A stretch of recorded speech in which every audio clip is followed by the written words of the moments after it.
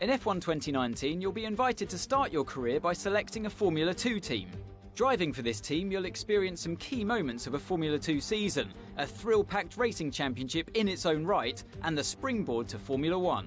At the end of this feeder series, your choice of driver academy and your performance in F2 will determine the terms of the contracts offered by the teams as you embark upon your career in Formula 1 and begin to write your own chapter of motorsport history.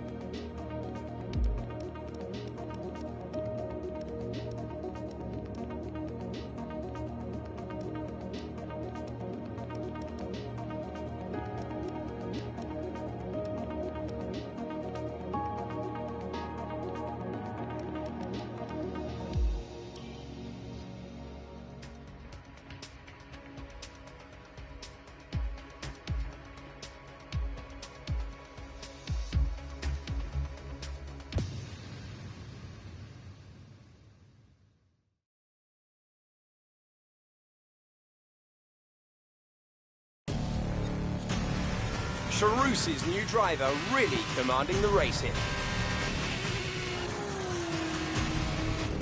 Devon Butler still ruthlessly giving chase. These two have been really scrapping it out for the early wins in the championship.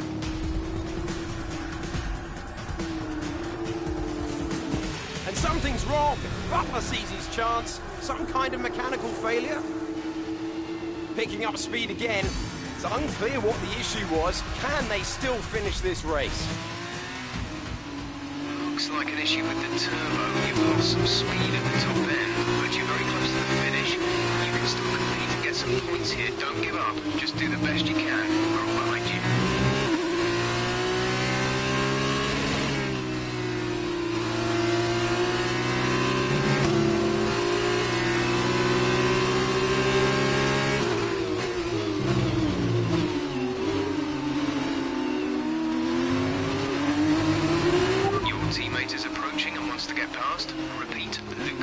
To pass you.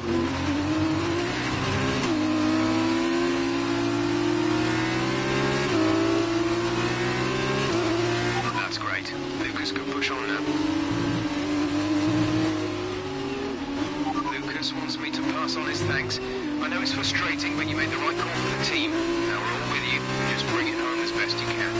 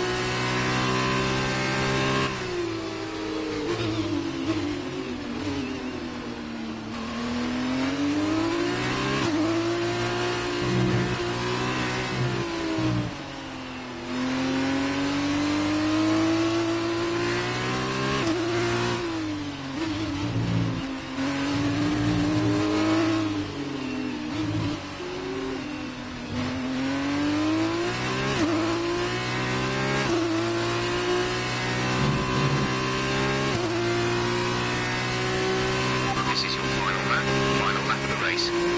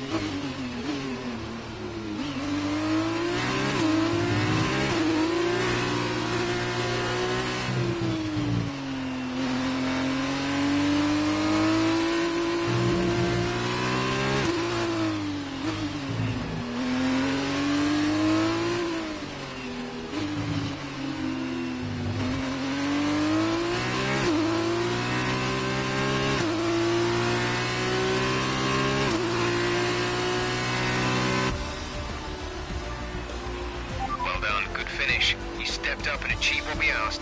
Good job.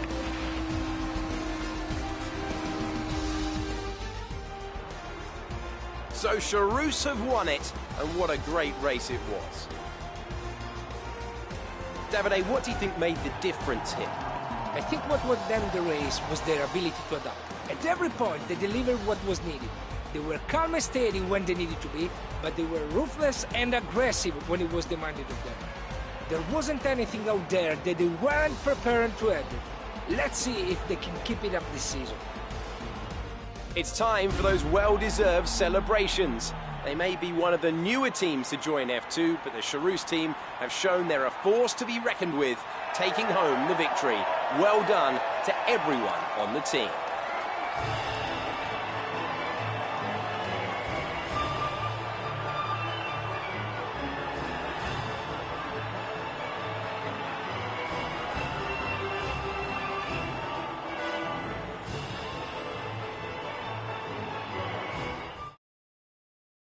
And now, let's take a look at the driver's standings. It was not the best weekend for our championship leader, and their advantage at the top has been reduced. And so, driver of the day then, Davide Valsecchi, who do you think you'd go for? Well, after a drive like that, it's got to be Alessio Lorandi. Very clean, very smooth. He can be really pleased with that one. And now a look at the team standings. Charus moved to the top of the table. After all this drama, you'd be mad not to join us for the next race. We hope to see you then. Take care.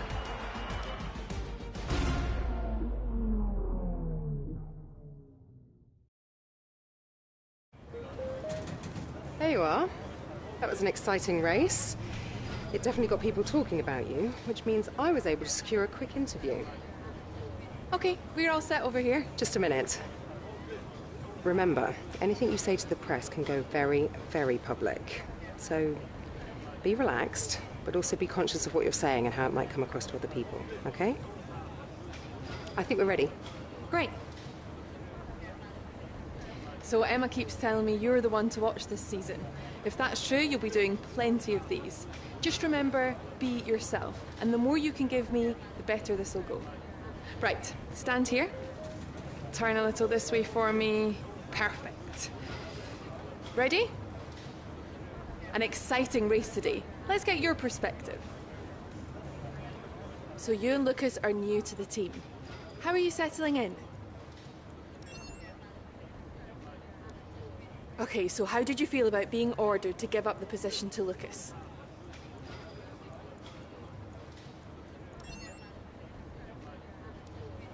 Great. Well, that's everything.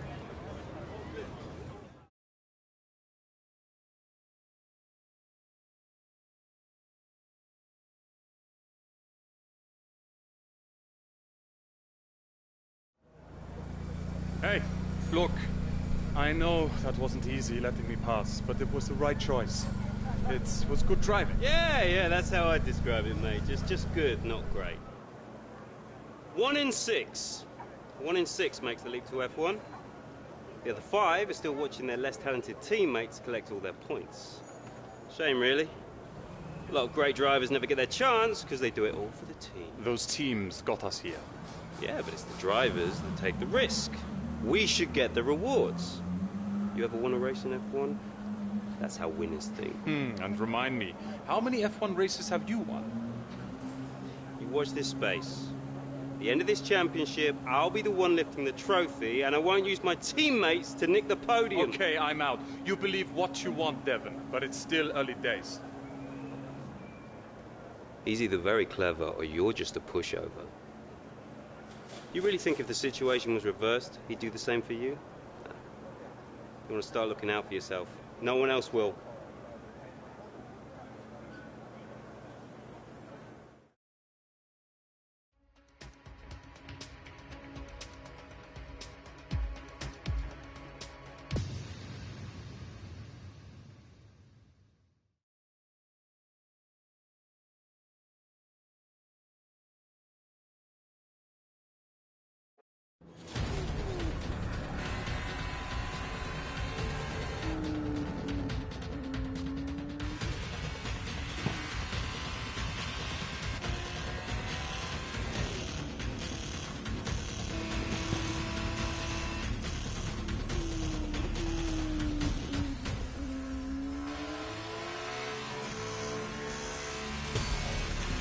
Look at them go! Devon Butler locked in wheel-to-wheel racing with his championship rival, desperate to shut them down and stop them getting past. And there's contact. Butler simply left them nowhere to go. There was just no way for them to have avoided that. And look, there's significant damage. Not sure if that was down to recklessness or sheer aggression, but I'm sure the stewards are going to have something to say very shortly.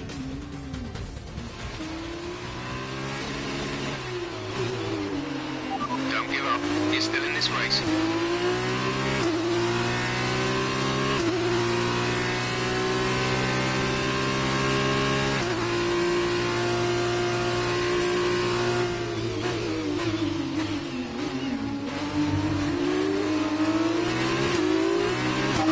Stewards have awarded Devon a penalty.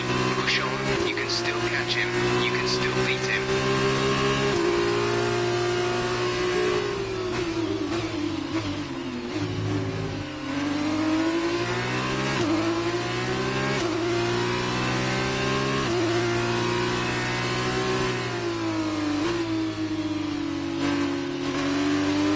Devon is in the pits. Devon in the pits.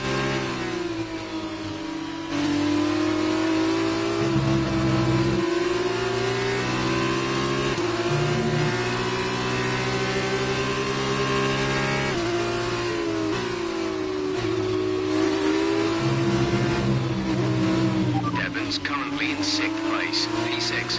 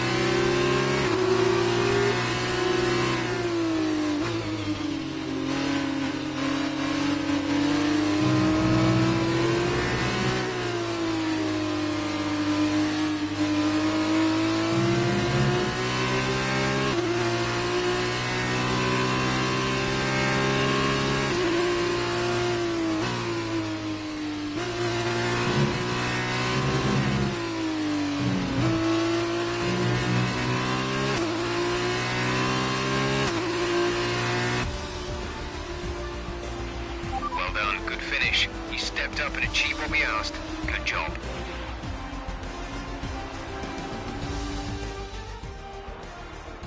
That's it for another race and a fantastic win for Charus.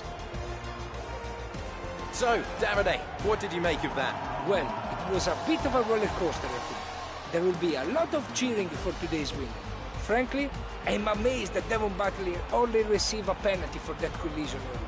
But watching the rival he knocked out actually come back and beat him, that made this whole race worthwhile for me. Looks like they're on their way out onto the podium now, and what a result this is, and a popular one with the crowd as well. Great stuff to see the Charus team on top here today.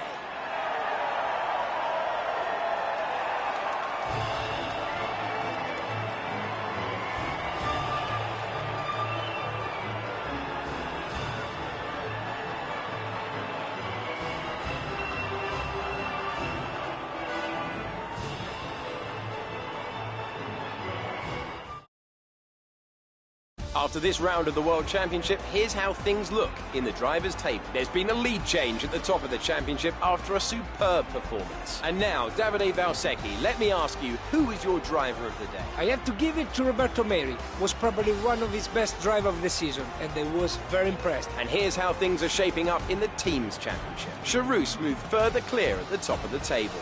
Goodbye for now then, but we really are just getting started. Make sure you join us again for Lights Out tomorrow.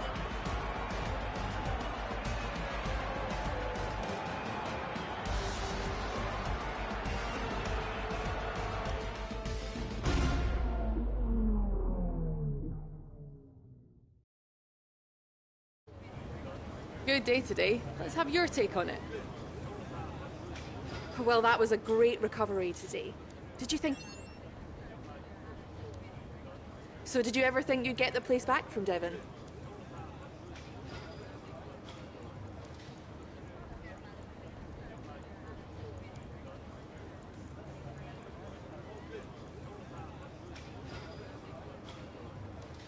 I've seen that you and Lucas have been picking up a lot of points recently. What do you think of your championship chances?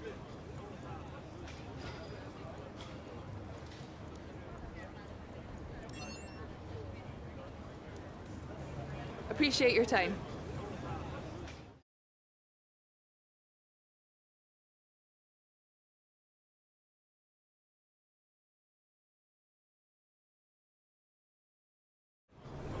Ah, I was looking for you.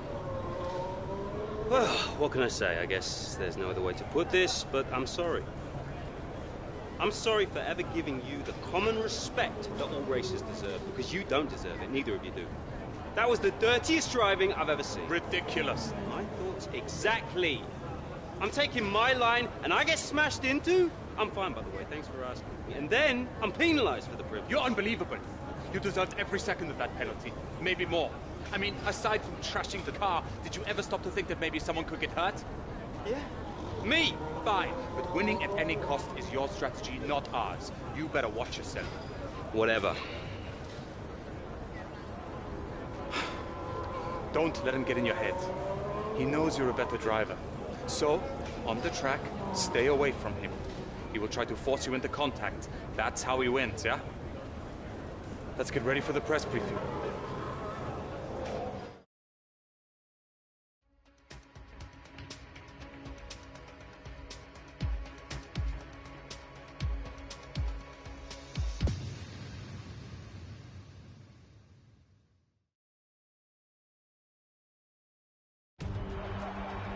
So here we are in Abu Dhabi. Each and every event in the Formula 2 calendar has led us here, to this, the final event of the championship, and one that promises to be a spectacle every bit as exciting as we might have hoped. So the Yas Island circuit offers 21 corners and a lap distance of around 3.4 miles. There are a few opportunities to pass with long straights and DRS zones in 2 places, turns 8 and 11. Plenty of close racing then, plenty of speed, and plenty of excitement for the fans, no doubt. Joining me for one last time here this year is Davide Valsecchi. Davide, I'm glad you're here, because I think I'm going to need help processing all this. Surely, this is as exciting as it gets. Yeah, you're right, Alex. It's the perfect finale. Two drivers, rivals of season, now going into the final race tied on points, both way out in front at the top of the standings. Meaning whichever of these two drivers cross the line first will be crowned champion. I can't wait.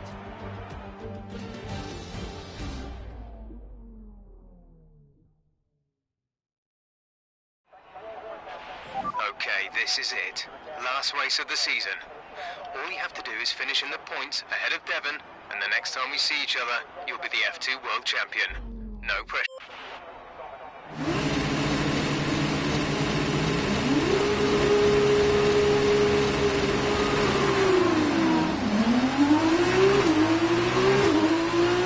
Devon's in P4 at the moment.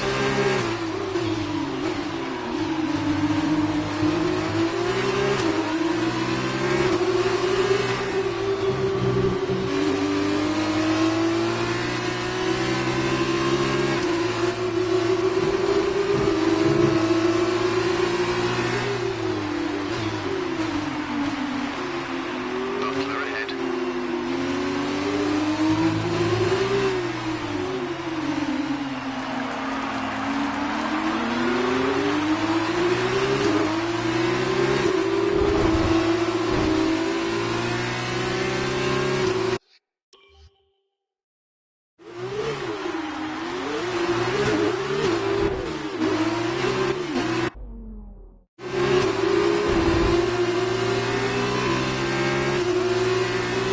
Great maneuver. You made it look easy.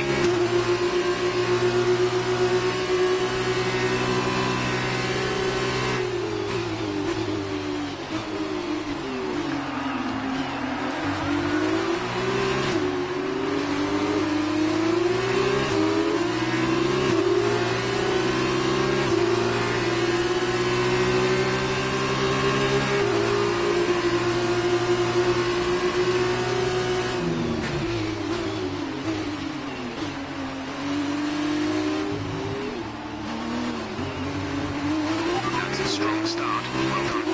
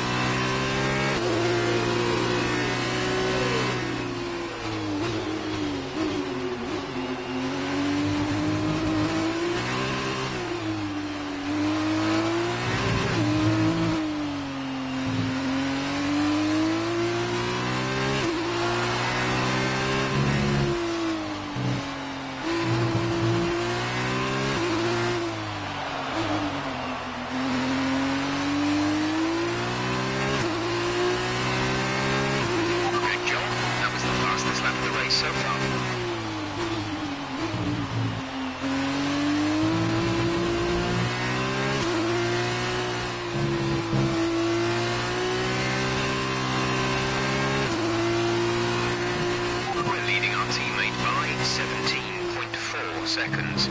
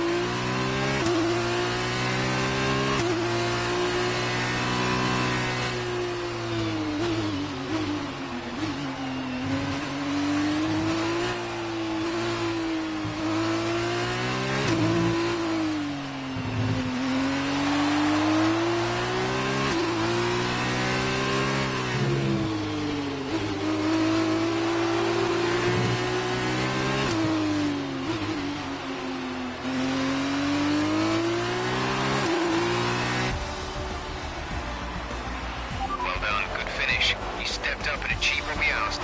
Good job.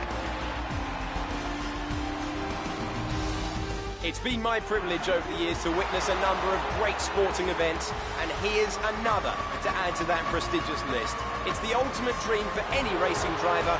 We have a new Formula 2 World Champion. Congratulations to Charus then for their excellent win today. Talk to me, Davide. Was it everything you hoped for? Everything and more. He had it all. The rival, the tension, the excitement. These two drivers have been locked in fierce competition all season. And to see it comes down to head-to-head battle for the line like this, well, this kind of things doesn't happen very often. Devon put in a good performance throughout the championship, but today the accolade goes to his rival and the new Formula 2 champion.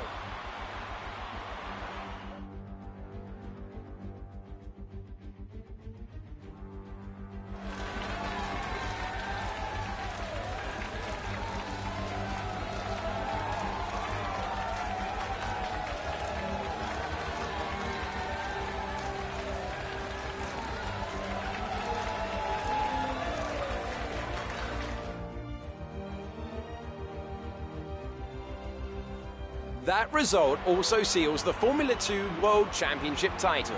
Congratulations to our winner after an incredible season. We see a new name at the top of the championship table as we reach the end of the race weekend. Now then, Davide Valsecchi, who would you say was your driver of the day? From my point of view, it's got to be to the Chariots driver. They pushed and found some fantastic performance. It was a pleasure to watch. Where the result is finally beyond doubt, this amazing contest has finally drawn to a close. It's Charus leading the way and demonstrating the ingenuity of their team.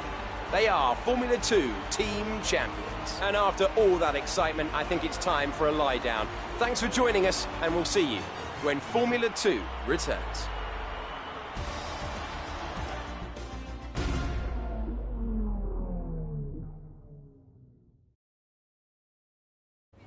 First of all, congratulations. You must be thrilled.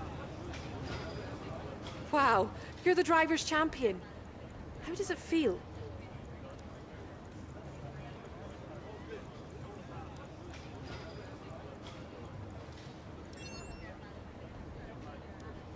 So that was a thrilling end to the season. How was the race for you?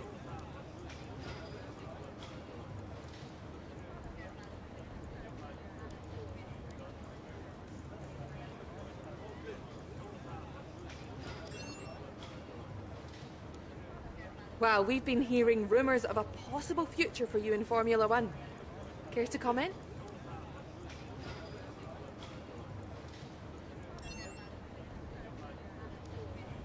Great. Well, that's everything.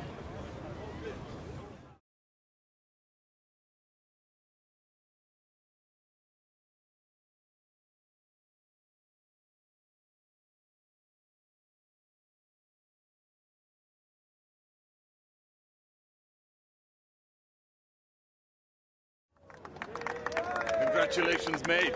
F2 champion. Hey, congratulations. Enjoy it, because it's the last time it'll ever happen. Devon, it's okay to be upset. You came very close. Yeah, we know things would have turned out very differently if I didn't get slapped with that ridiculous penalty. What is it with you and complaining? Look, somehow you managed to do a lot of things right today.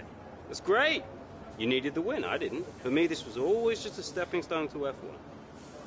Oh, you two. You got your work cut out for you now that I'm gone.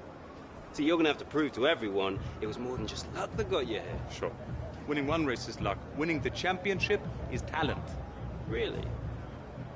Next time you use that incredible talent to ram into someone and steal all their points, remember they won't be as forgiving as I am. Well, this has been a lot of fun.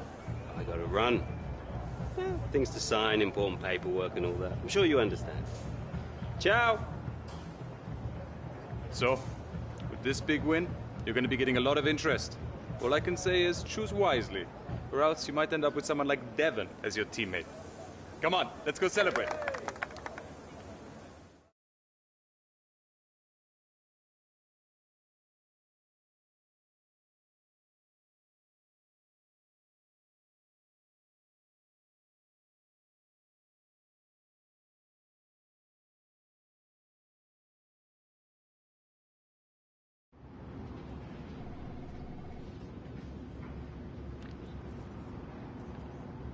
Ah, welcome. Come on in. Take a seat. It's time we had the big conversation about your next move. Your performance at the F2 Championships last year got you a lot of attention from the Formula One teams. Some of it more positive than others. I'm not so concerned with who does or doesn't like you. You'll have plenty of time to win the doubters over. But I am concerned with our choices. They're narrowing as we haven't shown commitment to anyone. Now, as your agent, my advice is to make your decision now. We can worry about comfort and finer points further down the line. I need you to review these. You've earned every single one of these proposals. So take your time, have a read through, and don't get too hung up on specifics. Let's get you a Formula One seat.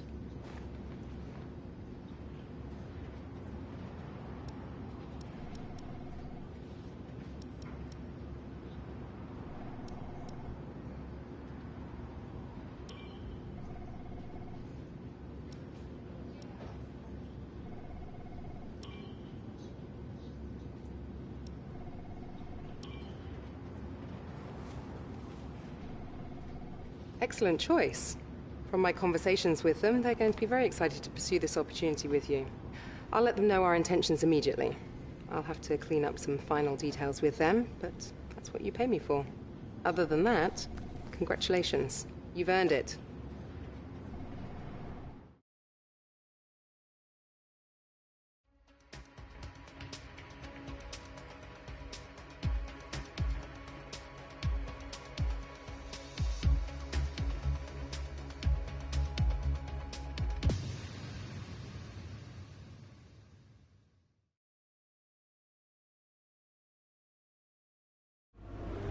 Oh, hey, you're here.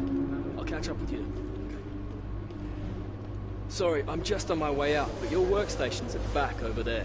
It should be all set up on the network, but let the guys know if it isn't.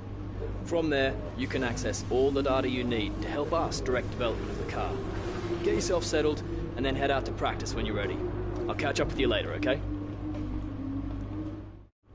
Welcome to your new team. Haas are experts in getting great value out of every investment. That's why they skipped being backmarkers and jumped straight into the midfield pack in their first season. You are now one of those investments. Make sure they get plenty of value, okay?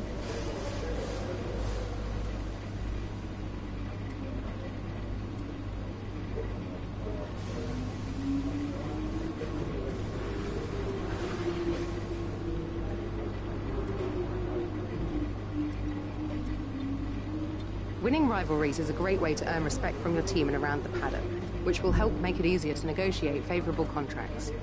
Your first rival is always your teammate, but you can choose who to declare as your second. The harder the rival from the eligible selection, the more respect you stand to gain or lose depending on the result.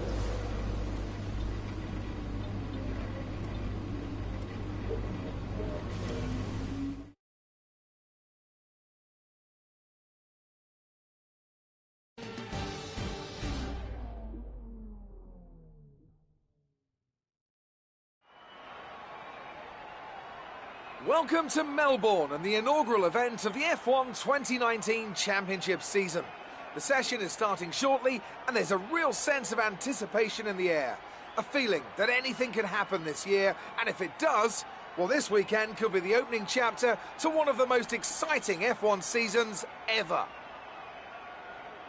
Joining me in the commentary box is, of course, Anthony Davidson. And it's great to have you back again. What can you tell us about this year's roster? There are some new faces this year, aren't there? Absolutely, Crofty. There's been a number of interesting signings over the last few months. Where would you like to start? Let's talk about Mia. Right, well, this is definitely someone to keep an eye on. Well, they've been signed up likely in no small part due to the way they carried themselves in the Formula 2 Championship. They have a great track record of putting the team first. At one of the races, they even gave up their own position when their car had a technical issue, so that their teammate, Lucas Weber, who also debuts here today, could get ahead. That kind of team spirit could take them a long way this season. Those two aren't the only new faces from Formula 2 this season, are they? No, this season will introduce fans to George Russell and Lando Norris, two very promising young British drivers.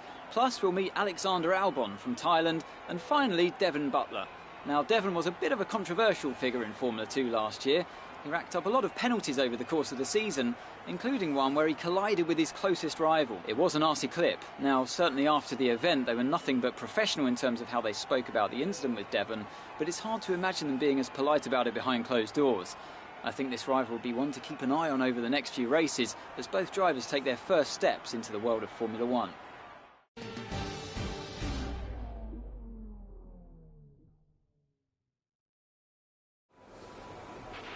This first race of the season is always quite difficult for us trackside, and for those back at the factory as well, as it's the first time the car has run since winter testing. The more consistent mileage you can get in these sessions, the happier we'll be.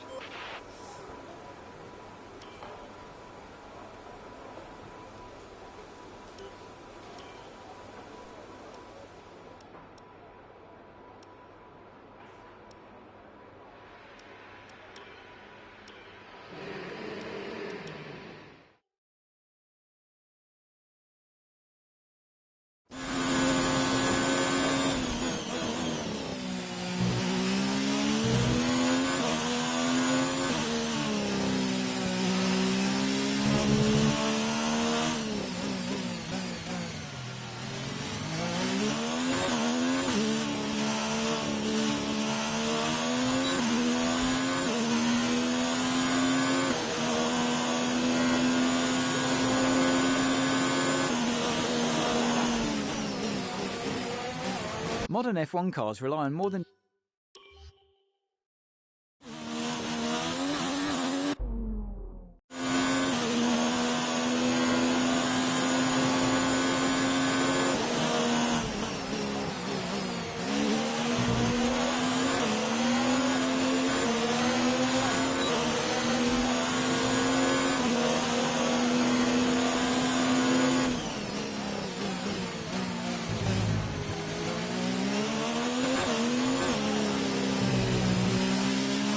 This is the ERS management test. Hit the target time whilst managing your battery charge.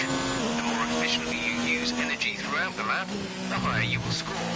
Remember that you can change your ERS deployment settings via the MFD.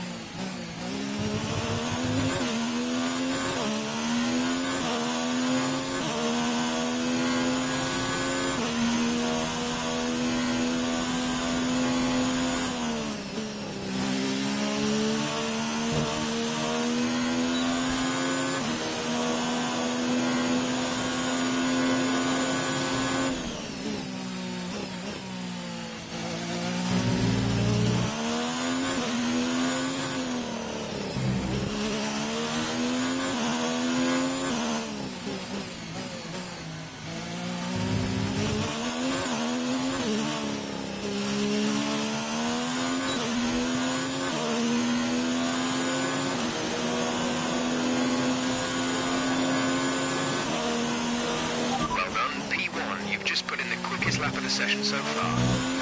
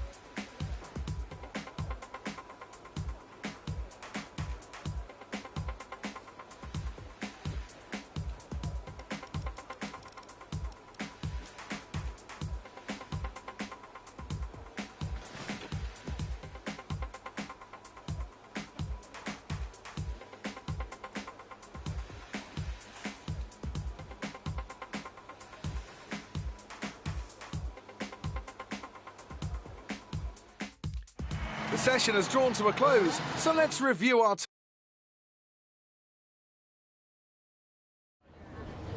Good day today. Let's have your take on it. It's been a lot of hard work, but here you are. So how are you finding things at the team? Are you settling in?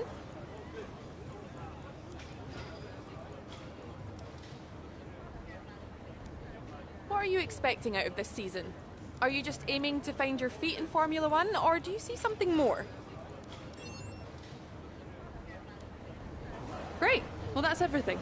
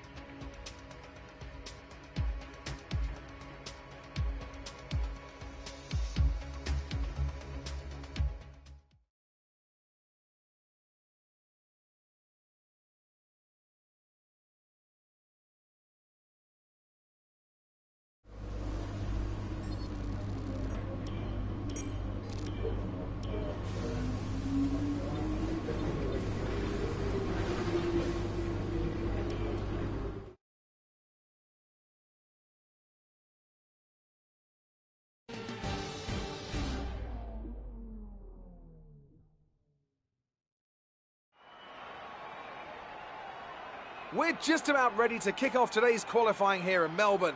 It's the Australian Grand Prix.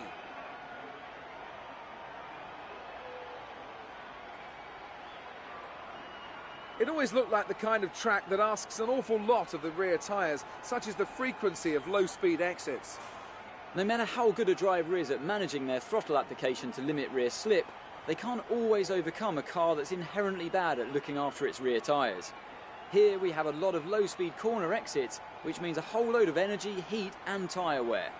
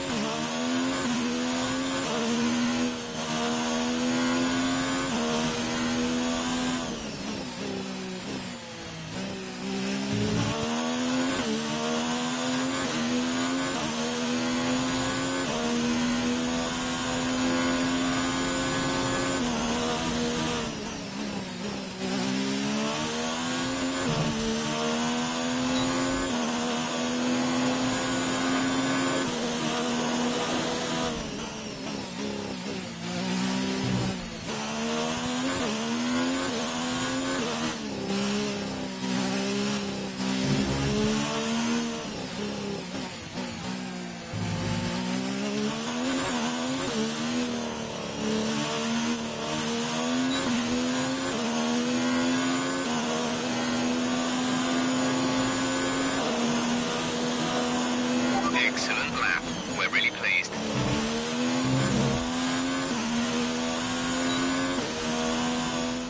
We're all ready for tomorrow's race, but before we begin, let's have a quick look at those who will be fronting the grid. Vettel, Butler and Mir. Goodbye for now then, but we're really just getting started. Make sure to join us again for Lights Out tomorrow.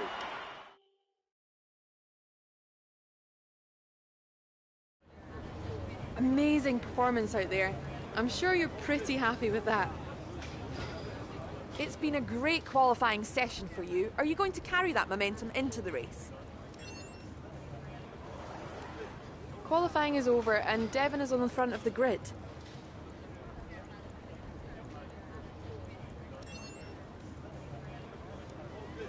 Great. Well, that's everything.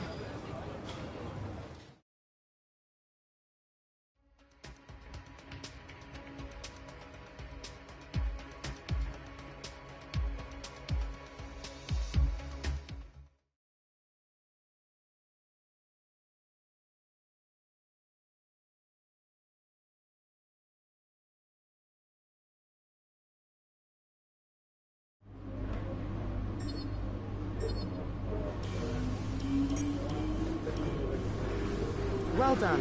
Very solid result. You're looking good for the race.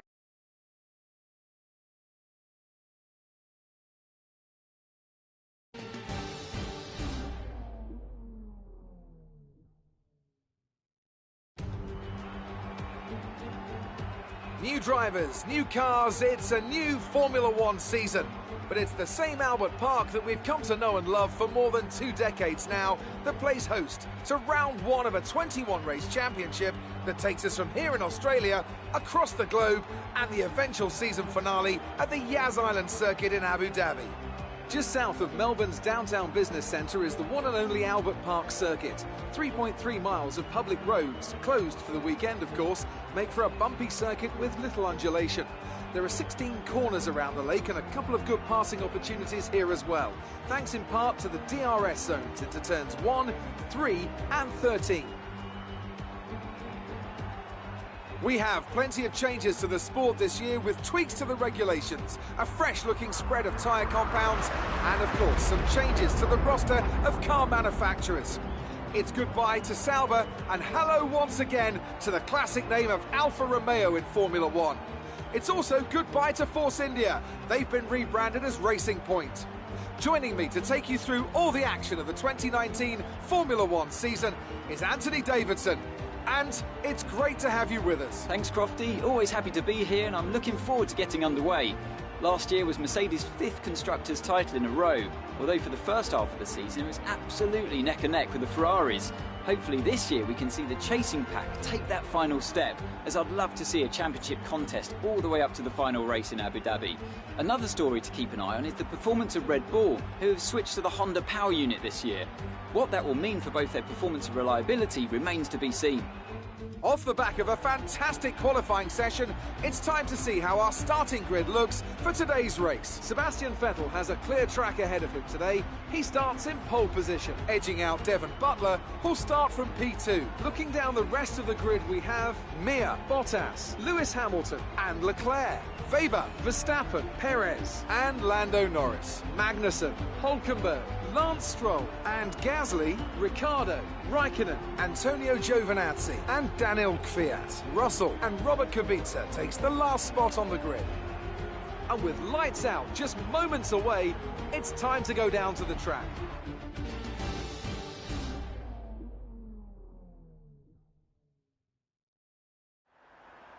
We're in a better grid position than we were expecting. Let's see if we can hold on to it.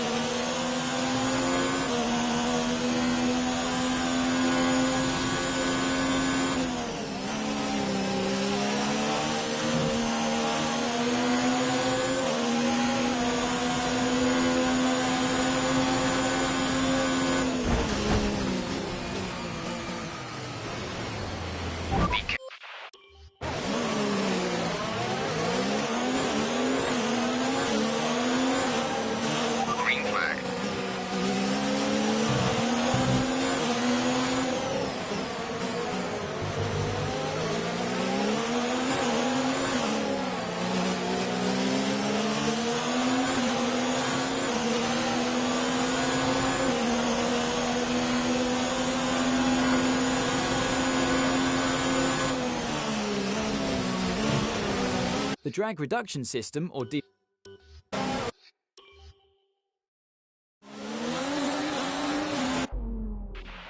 new strategy is available on the MFT.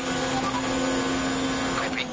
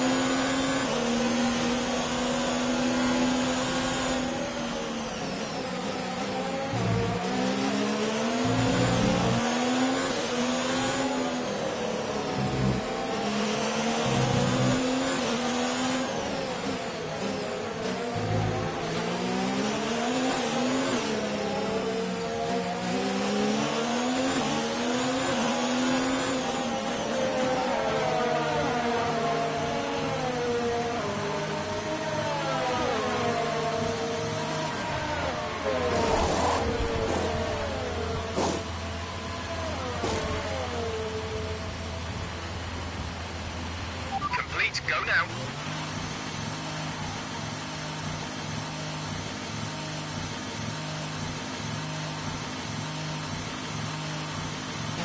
Up to speed now. Let's get some heat into those tires.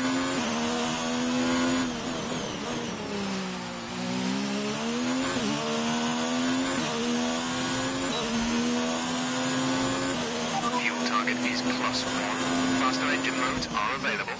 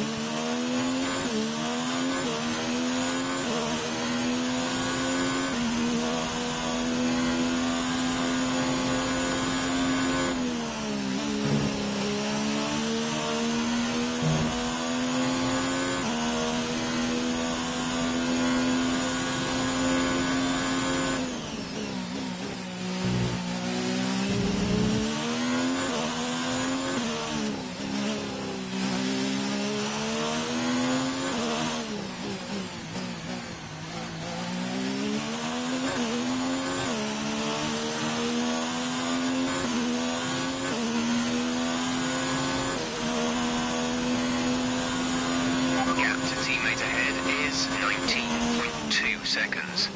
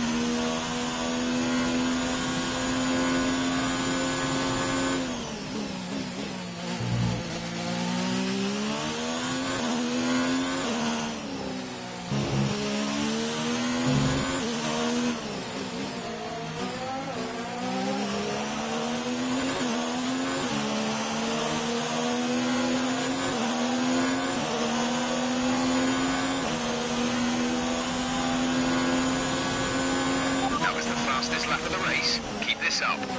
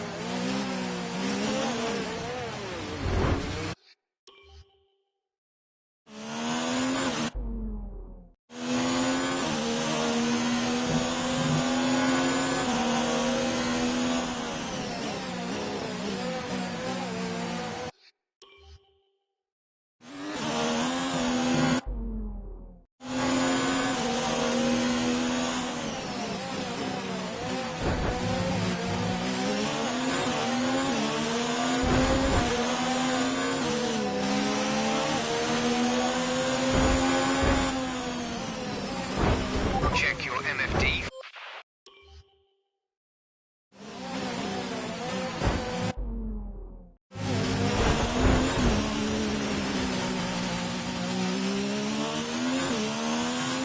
Okay, clear.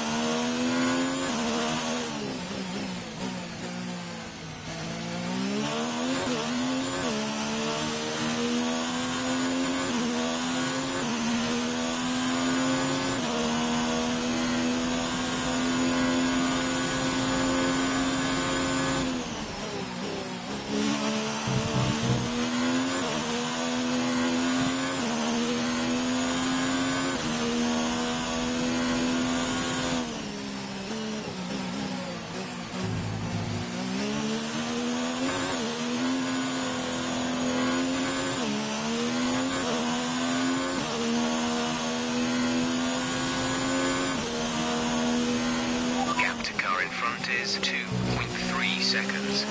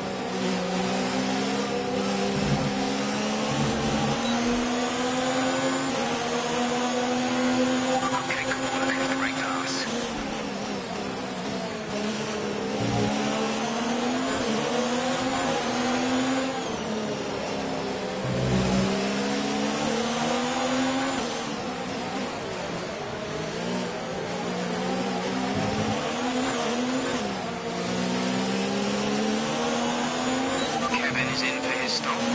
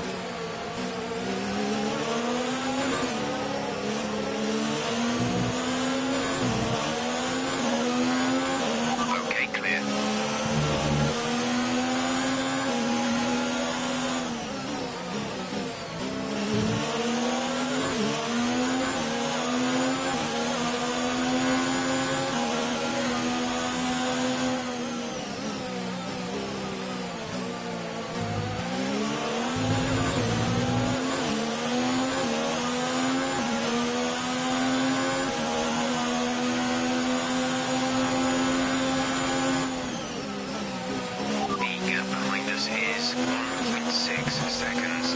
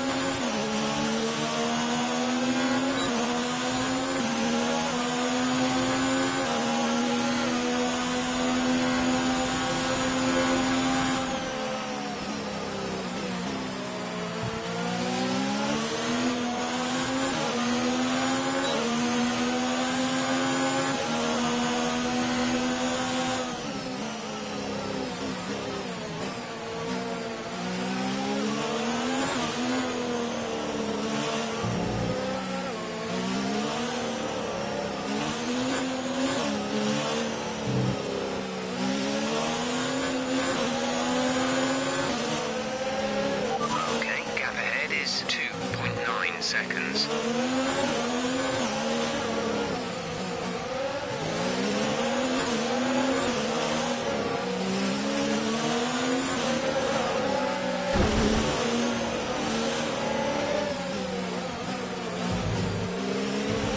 Okay, some information on Bottas. It looks like the problem is terminal. They're retiring the car.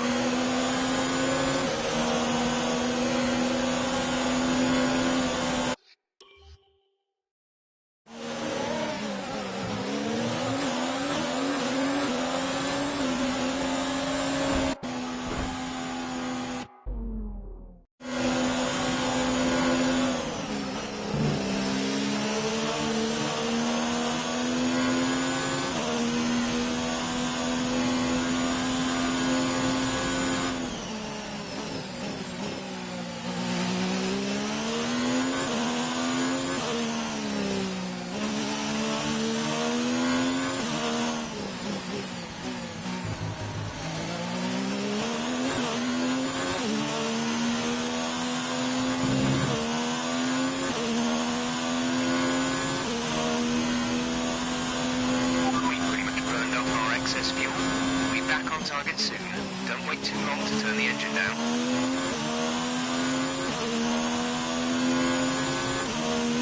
The car behind is gaining on you by 5/10 a lap.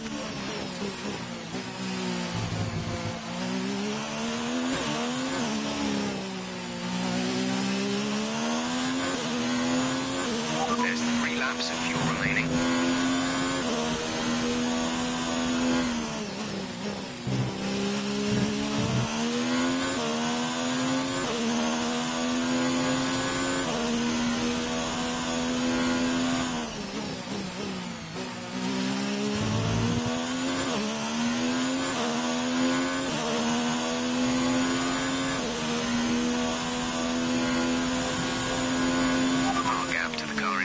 Is 4.2 seconds.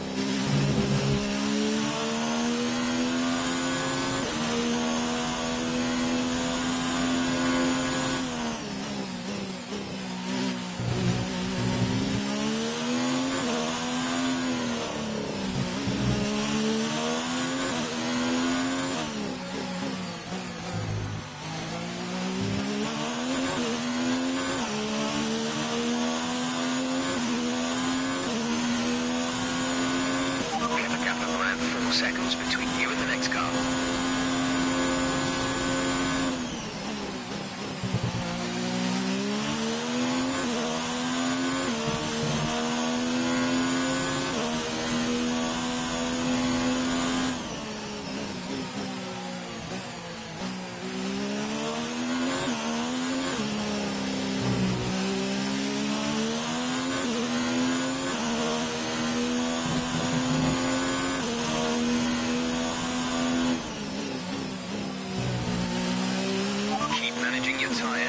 Manage your tyres.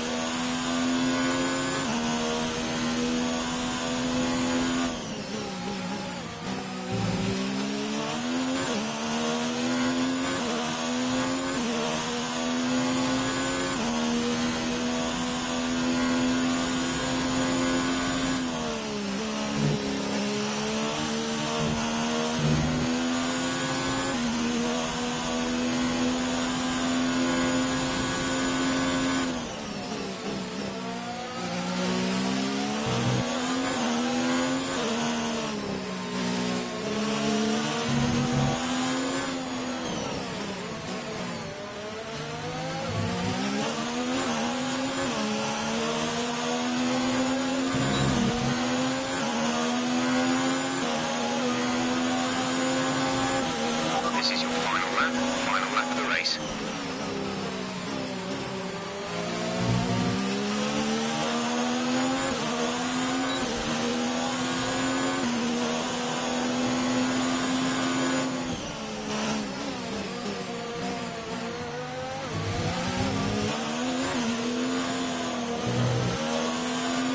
There's only one lap of fuel remaining.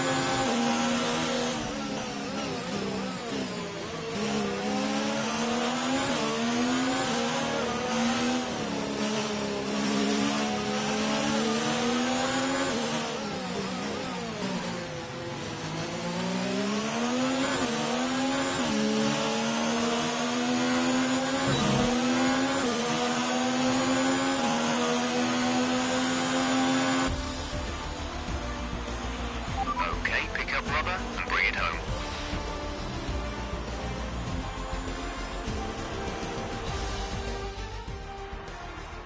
Ferrari have really pulled it out of the bag today.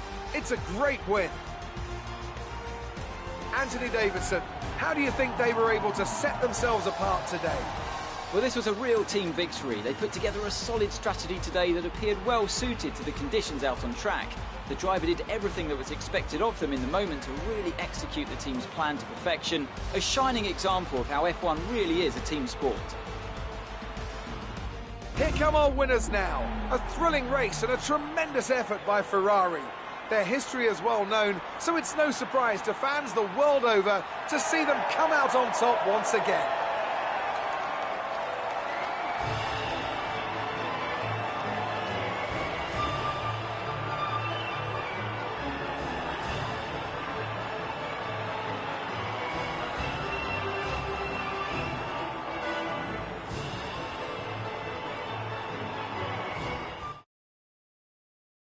So let's review the updated driver's standings. And with today's impressive result, Charles Leclerc steps into the championship lead. Let's focus on the driver of the day. Anthony Davidson, who do you pick? For me, it's Kimi Raikkonen, someone who definitely doesn't get enough attention for how well he performs out on the track. Let's move on to the constructors. Ferrari take the lead at the top of the table. Well, Ant, an end to another fantastic weekend of racing. Thanks to everyone who joined us, and we'll see you for the next one.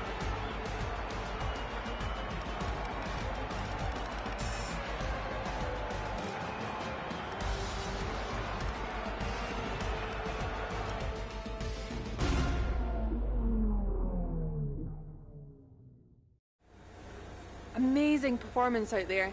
I'm sure you're pretty happy with that. You're breaking all expectations. What's your secret? It wasn't the cleanest race today, was it?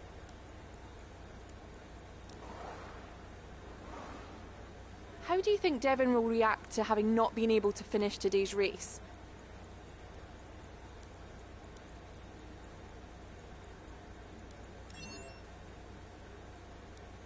You left a lot of paint on the walls today. Were you struggling for grip, or did you just misjudge? Great. Well, that's everything.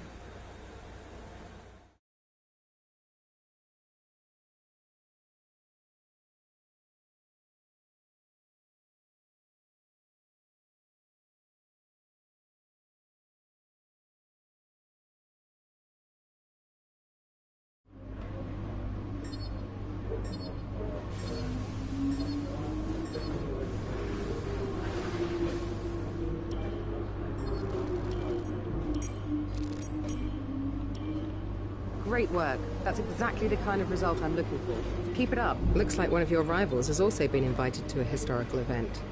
This could be a good opportunity to play up your rivalry for the press and expand your reputation.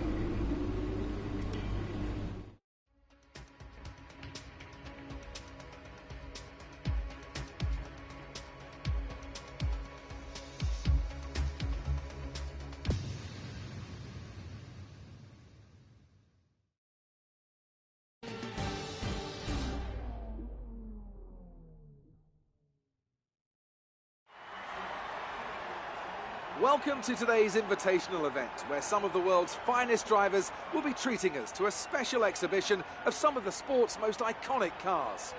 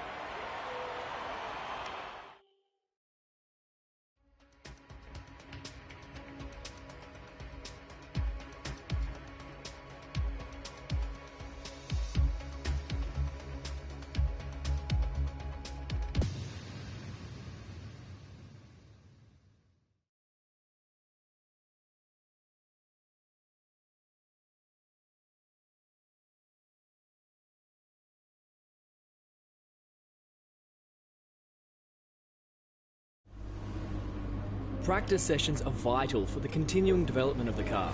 But if you need to, you can choose to simulate the session instead. It won't be as effective as having you behind the wheel directly, but it's better than missing the session entirely.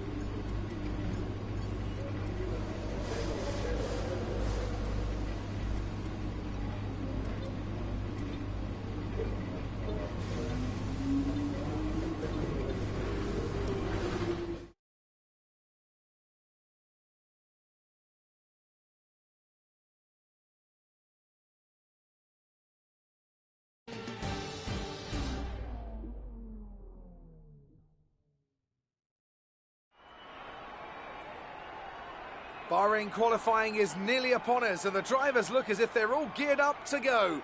I expect we'll be getting underway very shortly. Now then, Anthony Davidson, you're not getting any younger, but you have been involved in your fair share of qualifying sessions in an illustrious 30-year career.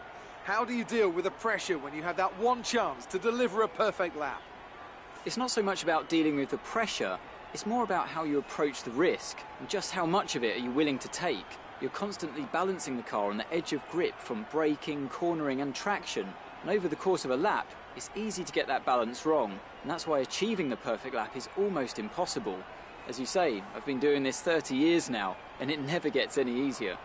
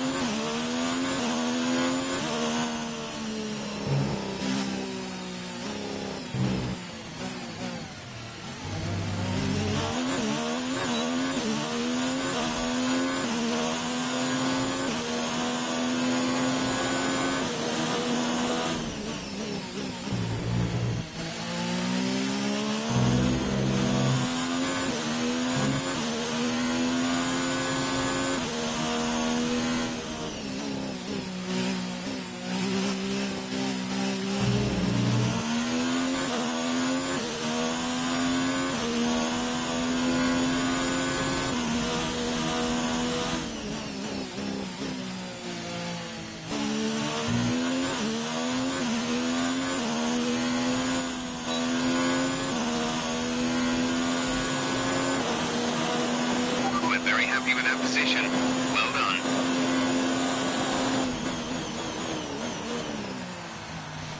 With qualifying finished, it's time to remind ourselves of our top three: Vettel, Hamilton and Mir. Well, that wraps up qualifying, but don't worry, we'll be back tomorrow as we head into the Grand Prix.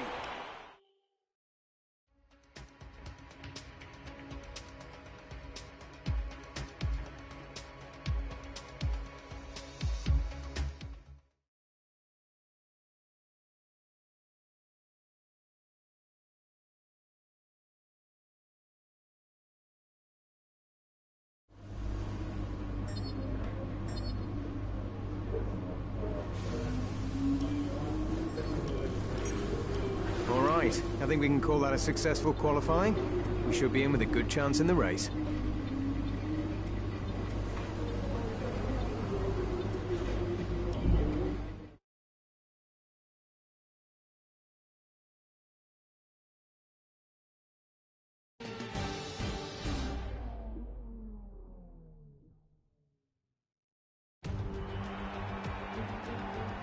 The curtain rises once more then on the desert stage of Sakir as the players take their places for the opening act.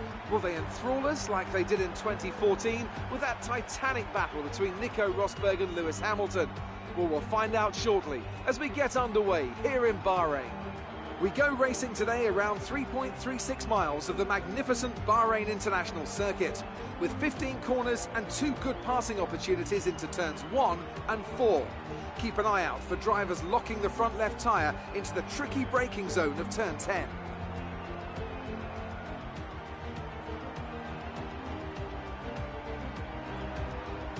And it's an absolute pleasure to be joined once again by Anthony Davidson. Let's talk about Mia. They're still relatively new to a sport which does have a high learning curve and, of course, little tolerance for mistakes. And this is something that has ended the career of many a young driver, as that leap up to Formula One proves to be too much. But luckily in this case, I'd say they're doing a good, solid job, and the risk the team took in signing them is definitely starting to pay off. With the race minutes away from starting, here's what today's grid rundown looks like. Sebastian Vettel will start on pole.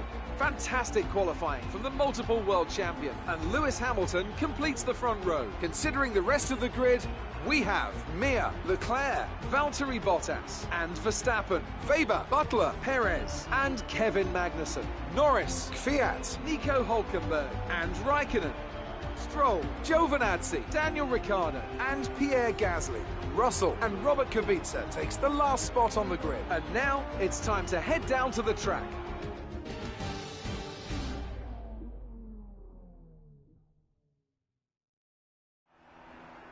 Now that we've got some points on the board, let's continue this form and aim for another top 10 finish.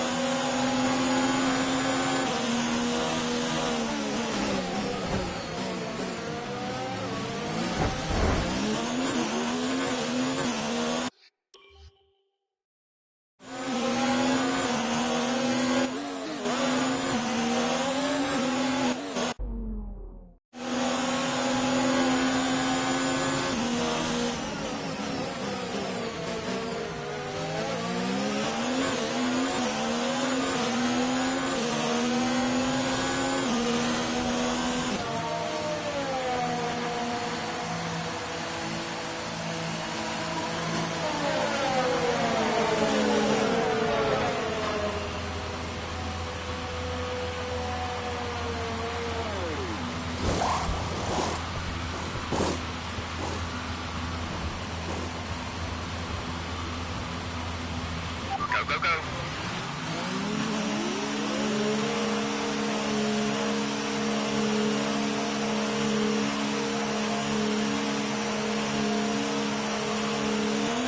Look after these tyres now. We want to finish the race on this compound.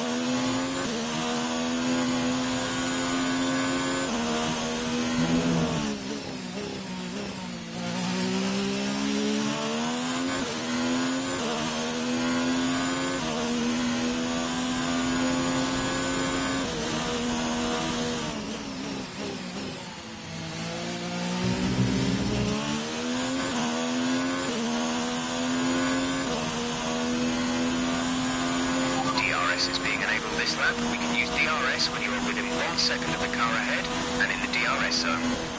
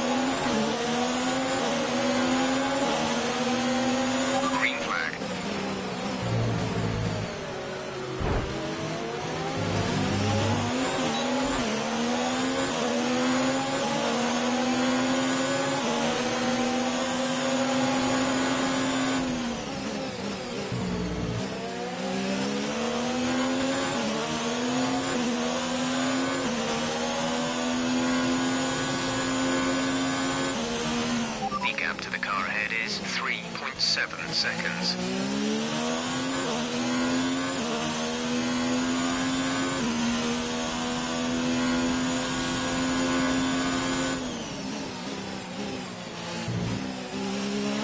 Kevin is in the pits.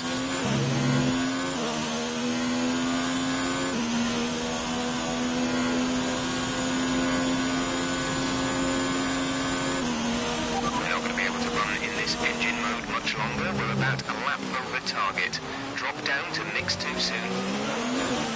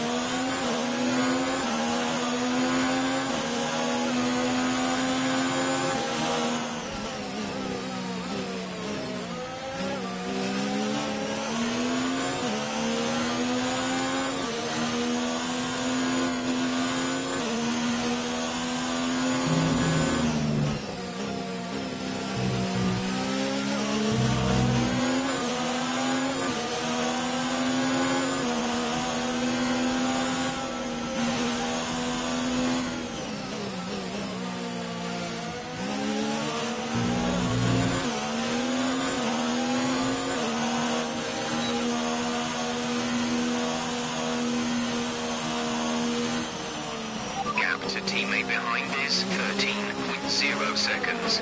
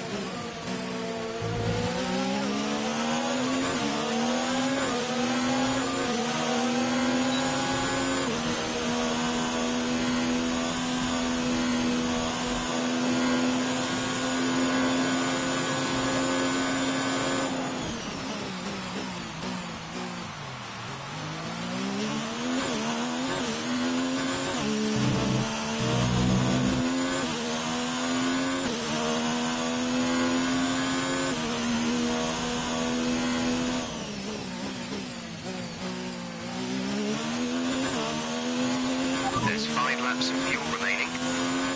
Gap to car in front is 10.2 seconds.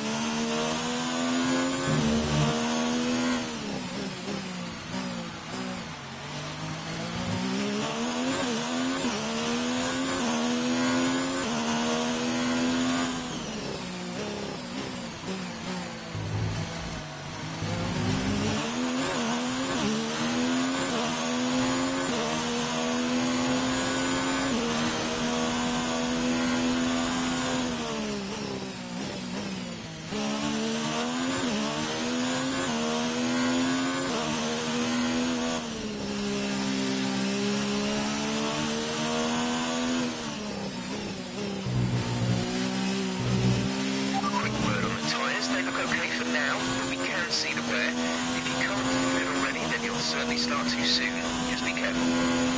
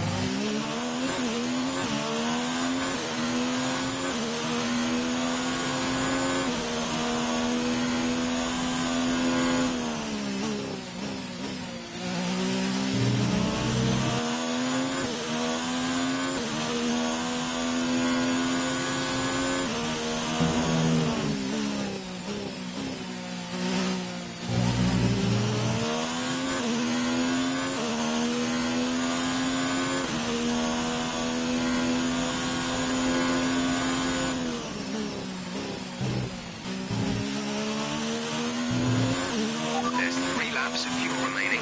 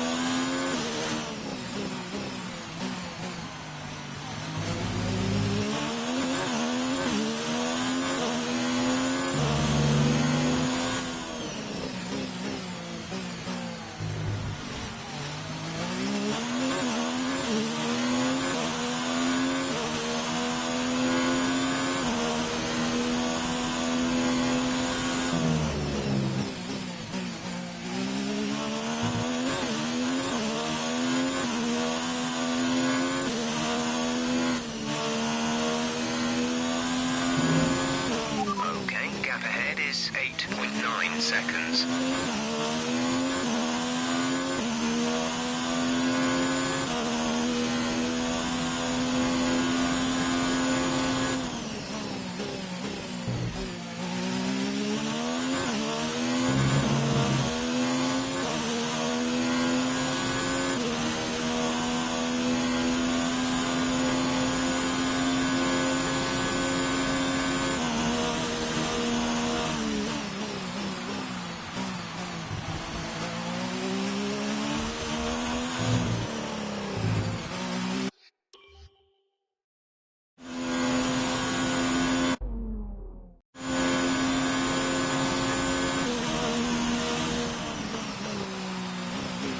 Leading our teammate by 7.7 seconds.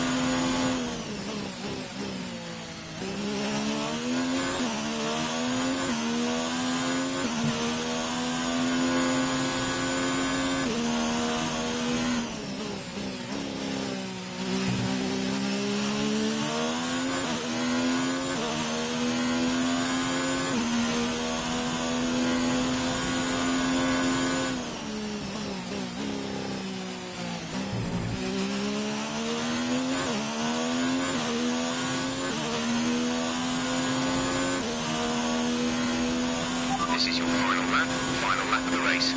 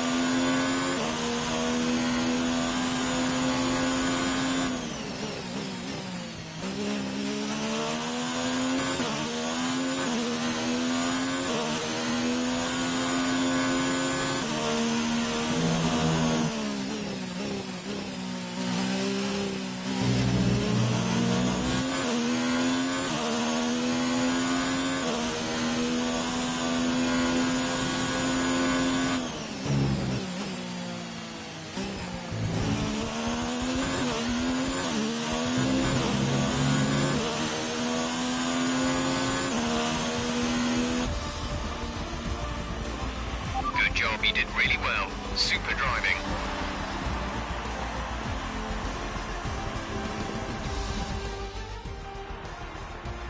The Mercedes team pulled out a fantastic performance today. They should be proud. Anthony Davidson, what helped them deliver this result, do you think? Well, I think it was clear what the main contributing factor out on the track was today: speed. I know it sounds like an obvious thing to say, Crofty, but fast cars win races, and we saw that today with our winner.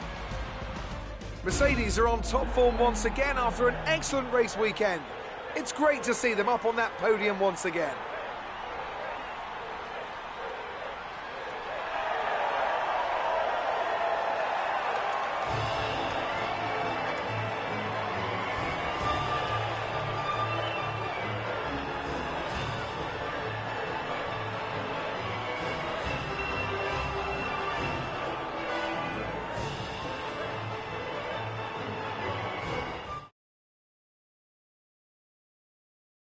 So, let's review the drivers' standings. This result narrows the gap between our championship leader and the rest of the standings. Some amazing talent out on the track today, but Anthony, who would you pick as your driver of the day? For me, it's Kimi Räikkönen, someone who definitely doesn't get enough attention for how well he performs out on the track. It's time to see how things are shaping up in the Constructors' Championship. Haas make it to the top of the table. There was also a strong showing from the Mercedes team today as they make their way up the standings.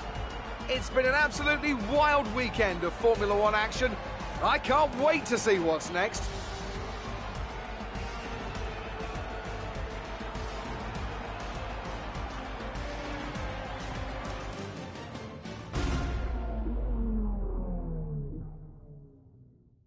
Great work out there today. Let's have your thoughts. Everything went your way today. It looked like you had a really good strategy for the race.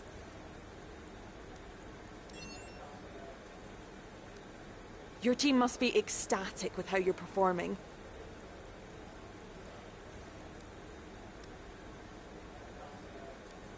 Do you have any comments about the collisions? How did you feel when you saw your old rival from F2 have to win? Appreciate your time.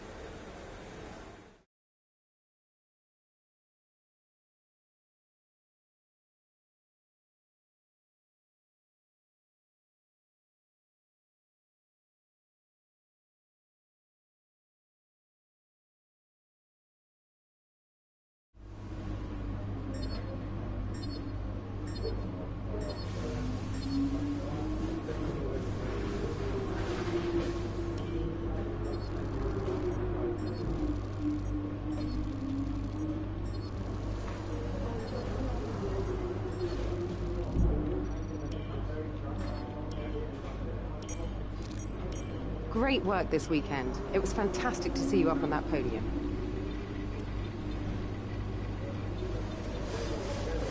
Here you can see a list of eligible drivers to declare as your rival. The more challenging they are to beat, the more the paddock will respect you for succeeding. Just be aware, you'll lose the same amount of respect if you come off second best, so it may be wise not to be overly ambitious.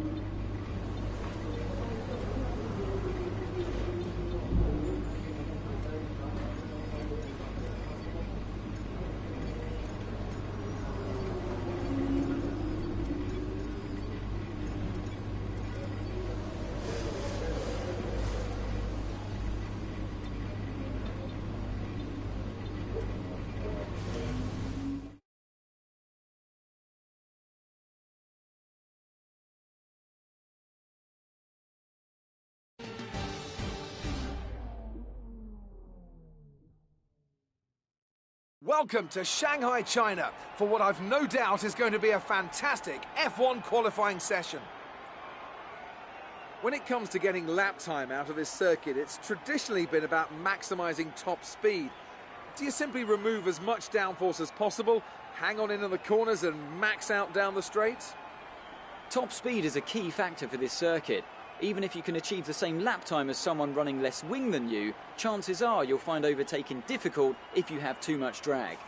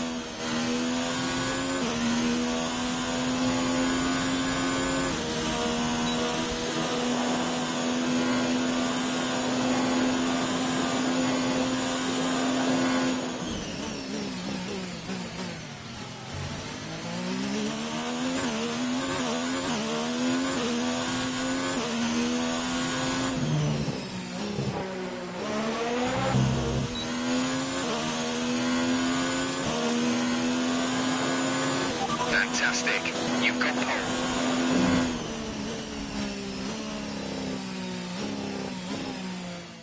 And with qualifying complete, let's review our top three today.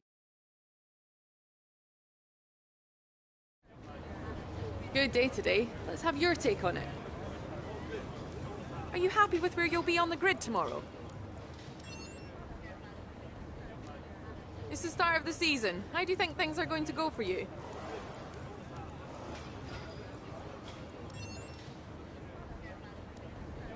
Great. Well, that's everything.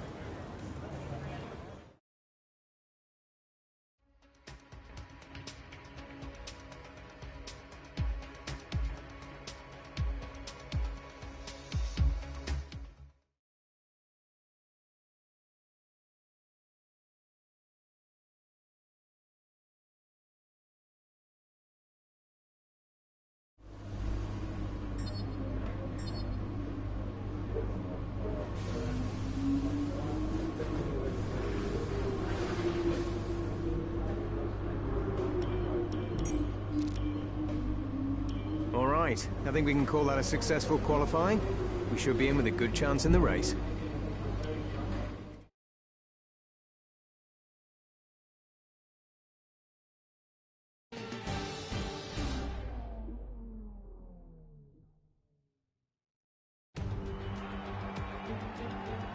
It's time to find out which driver is up to the task of claiming the Chinese Grand Prix.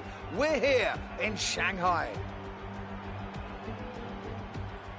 The ever-tightening turns 1 and 2 will prove tricky in the slippery conditions here at Shanghai, and anyone that slides wide will lose a lot of time getting back on track.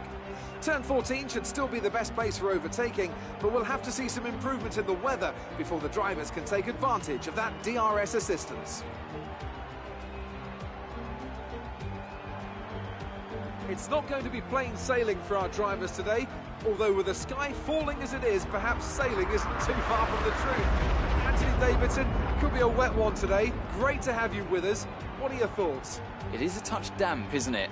Well, as a driver, there are 3 big things to worry about when racing in these kind of conditions: standing water, tyre temperature and visibility. Judging distance to the cars around you is really tricky when you're driving through the vast amounts of spray that these wet weather Pirelli tyres kick up. Let's run you through the driver grid order for today's exciting race. Mia lines up on pole position, and it's Lewis Hamilton alongside. As we continue through the rest of the grid today, we have Bottas, Vettel, Max Verstappen, and Leclerc, Butler, Weber, Perez, and Lando Norris, Hülkenberg, Raikkonen, Daniel Ricciardo, and Kvyat. Gasly, Russell, Lance Stroll, and Kevin Magnussen. Kubica and Antonio Giovinazzi starts from the back of the grid. And with preparations almost complete, let's head down to the track.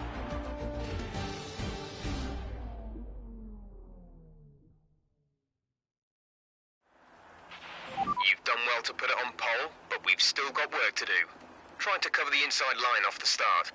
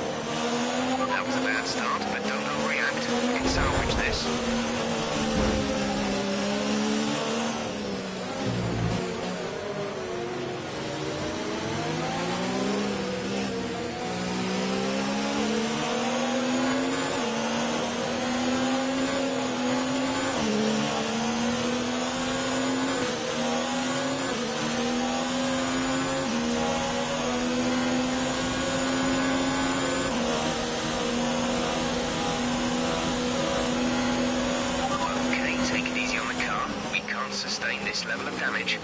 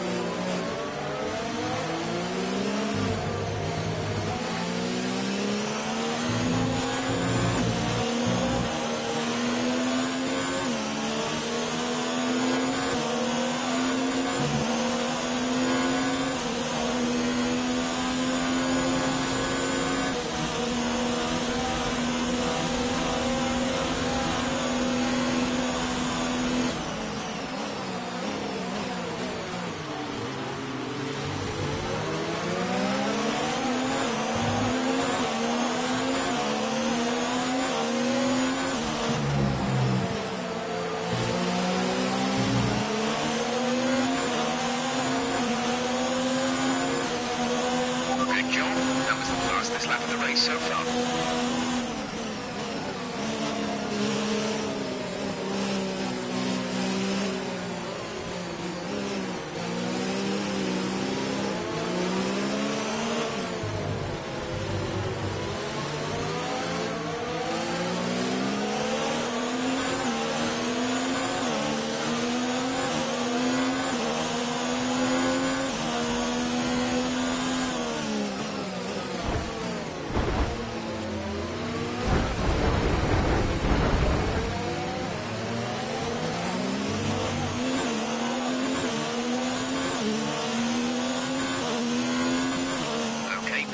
Box, we're adjusting the strategy. Come in this lap.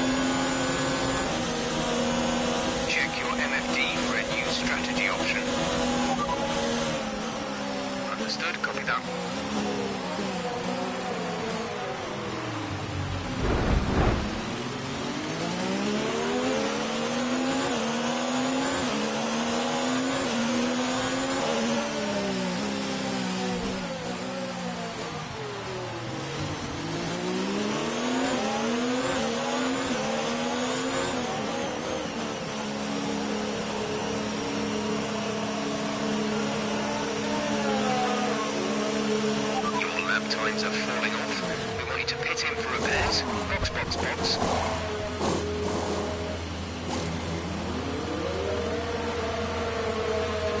Exit now. You'll be racing as you leave the pits. Go now.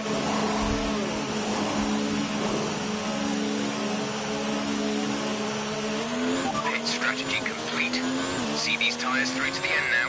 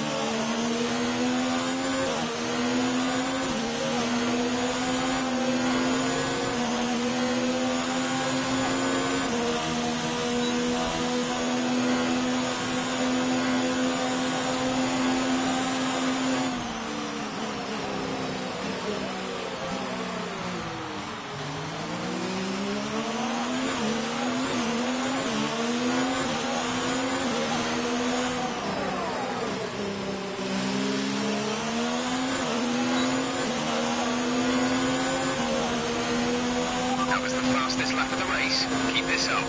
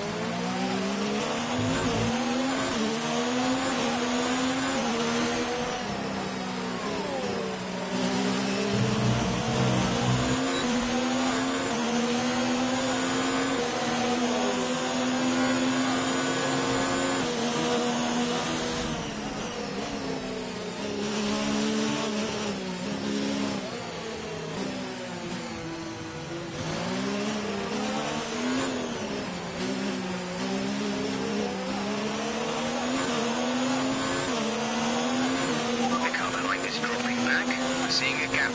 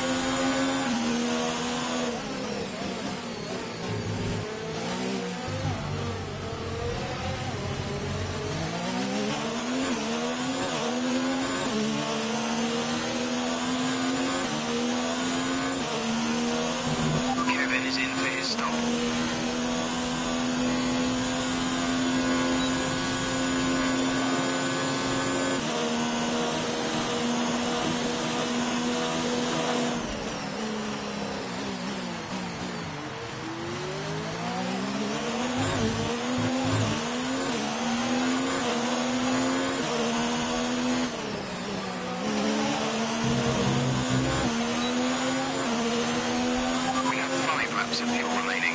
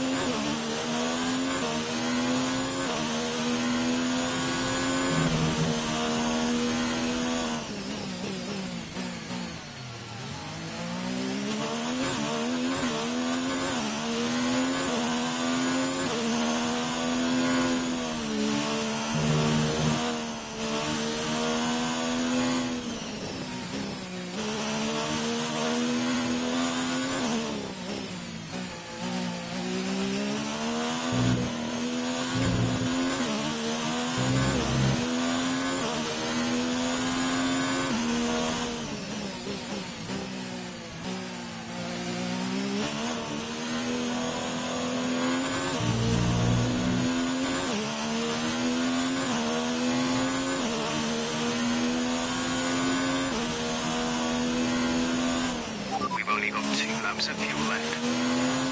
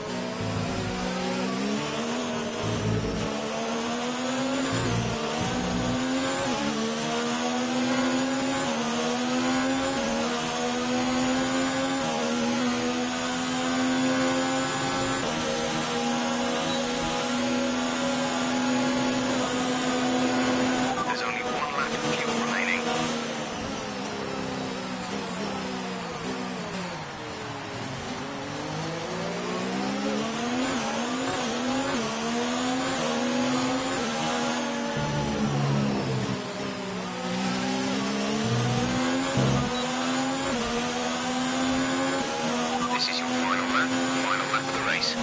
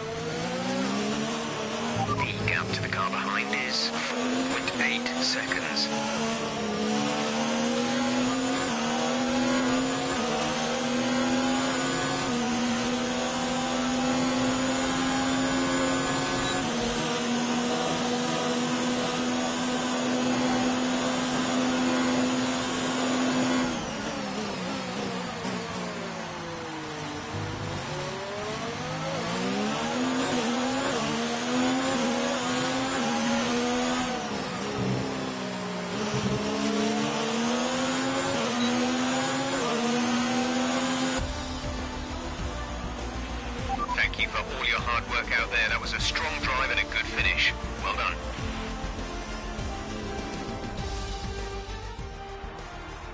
So Mercedes have won it, and what a great race it was. Talk to me, Ant. What was it that set them apart from the competition today? I feel like consistency was probably the key today. There's being quick, and then there's being quick lap after lap after lap. If you can do that, you can capitalise on other people's errors without making many of your own. And that's an approach that can push you a long way up the field. And I can see the drivers starting to approach the podium for the victory celebrations. A real team victory today. Everybody played their part. Congratulations then to Mercedes, your race winners today.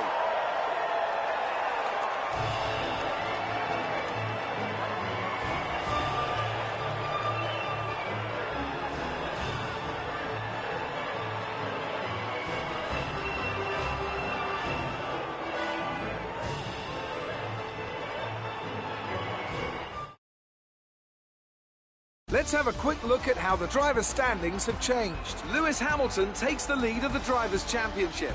After an incredible day of racing, who was your driver of the day, Ant? Definitely Antonio Giovinazzi, isn't it? No matter what the rest of the field threw at him, he didn't put a foot wrong. Superb drive from him. It's time to check out the constructors' standings. Mercedes moved to the top of the table. Meanwhile, Toro Rosso's strong weekend allows them to continue their march up the table. After an event like that, who knows what the sport has in store for us next time? Be sure to join us again as we continue to bring you the latest excitement in Formula One.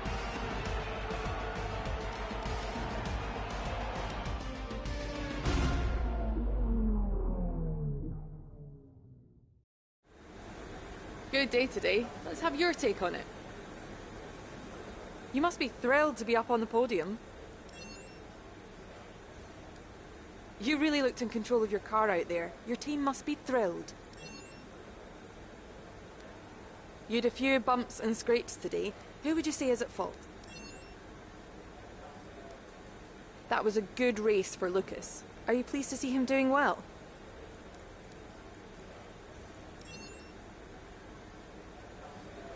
Great. Well, that's everything.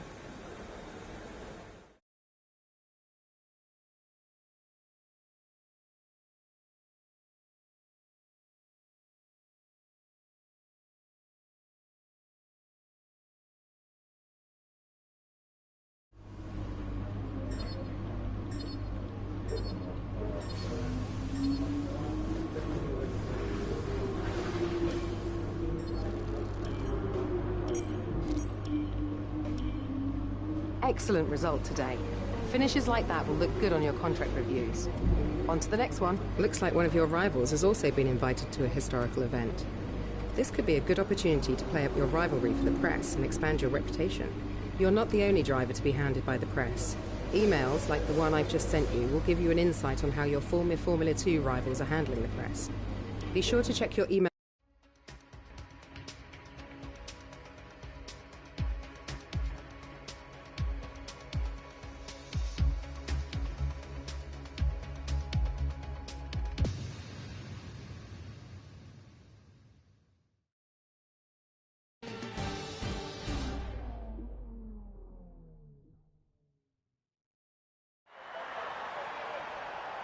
Putting aside for a moment the excitement of the Formula One World Championship, today's historic invitational makes a nice change of pace. It not only serves as a way to revisit some of the best cars in the sport's history, but also gives the drivers the opportunity to show off their skills and demonstrate to the crowds exactly why their reputations are so well deserved.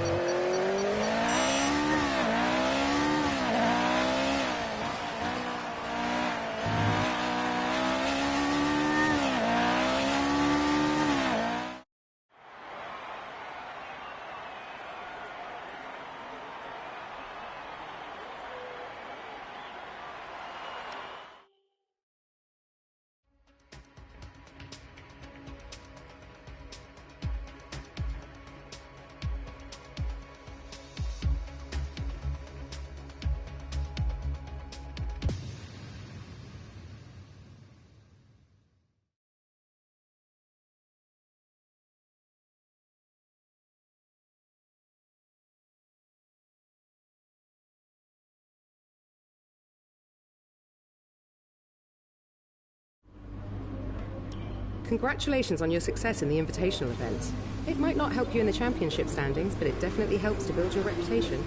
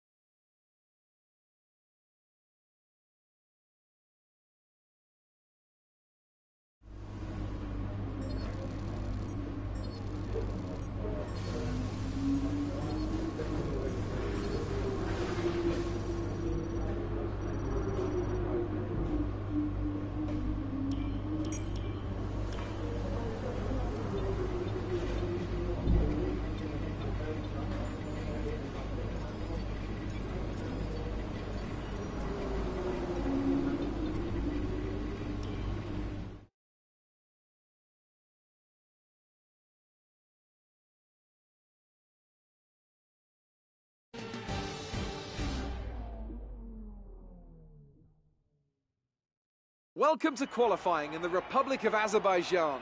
The teams are making their last-minute adjustments before the lights go green, and the fight for pole position can get underway.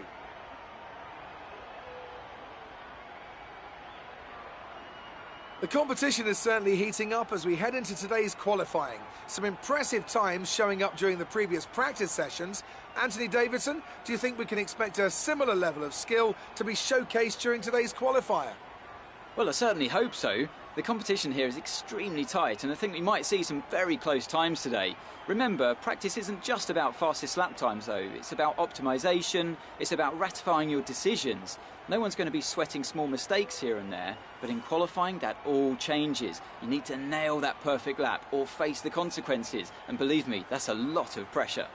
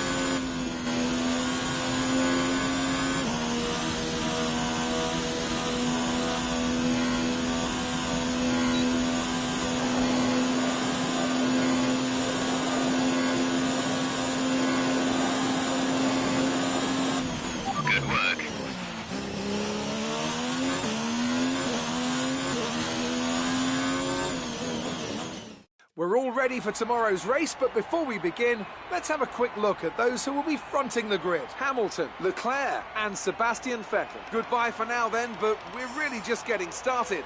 Make sure to join us again for Lights Out tomorrow.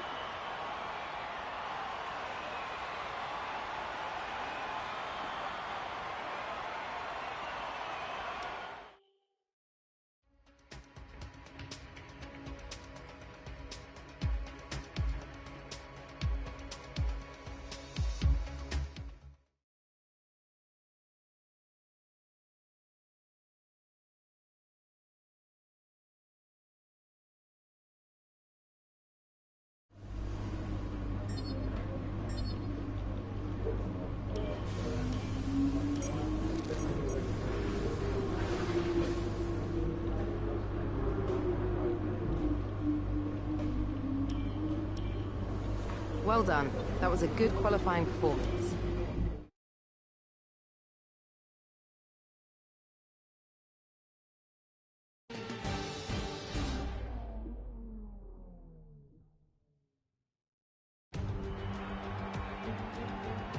Good afternoon and welcome to Baku. This was the arena, if you think back to 2017, of one of the most eventful races of modern history, with controversy behind the safety car, last-second overtakes, and a historic podium for Williams and for Lance Stroll. So let's find out what lies in store for us this year. It's time for the Azerbaijan Grand Prix. Baku City Circuit then, an unpredictable 3.7-mile track around the streets of the Azerbaijan capital. 20 turns for our drivers to navigate today, including the infamous Turn 8, one of the tightest and most challenging corners of the season. Anthony Davidson also joins me in the commentary box today. Let's talk about Mir. That was a great podium in the last race, so can they keep that momentum going this weekend? There are never any guarantees in this business, but certainly the performance last time out would have boosted their confidence coming into this one. It's time to see how our drivers are stacking up after yesterday's exciting qualifying session. Lewis Hamilton lines up on pole position, with Charles Leclerc alongside. Looking at the rest of today's grid, we have Vettel, Bottas, Mir and Perez, Verstappen, Weber, Magnussen and Devon Butler, Raikkonen, Norris, Antonio Giovinazzi and Kvyat, Hülkenberg, Ricciardo, Pierre Gasly and Robert Kubica. Russell and Lance Stroll brings the grid to a close. Now it's almost time to lights out, so let's go down to the track.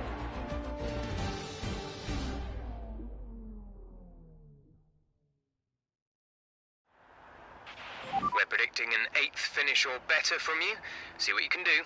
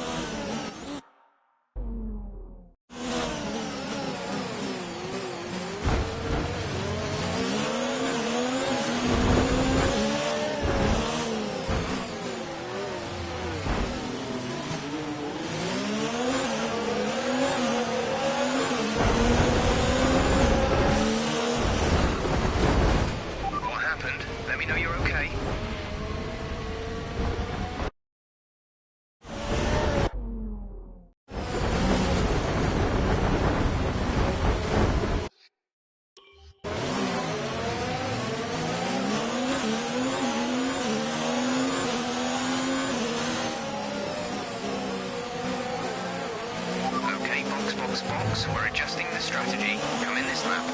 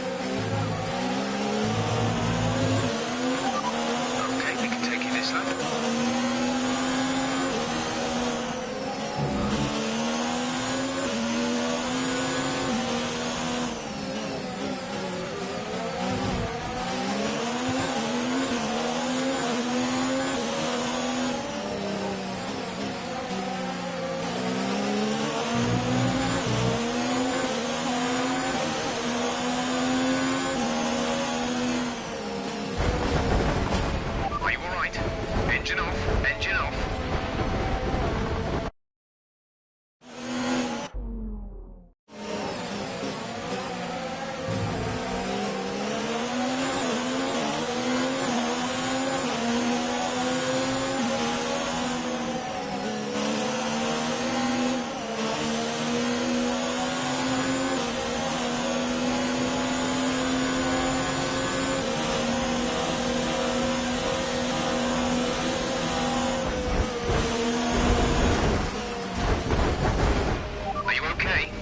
Was a big one. Confirm you're okay, please.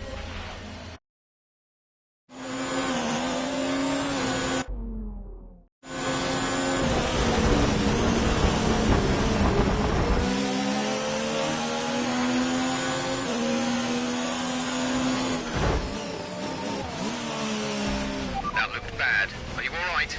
Let me know you're all right.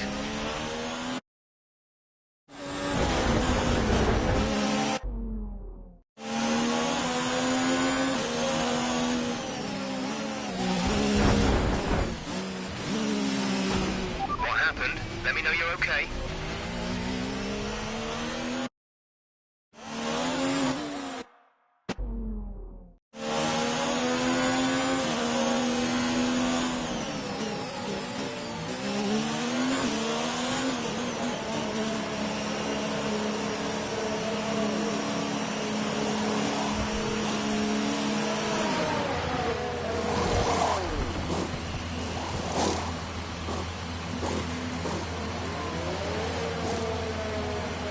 Exit, exit now.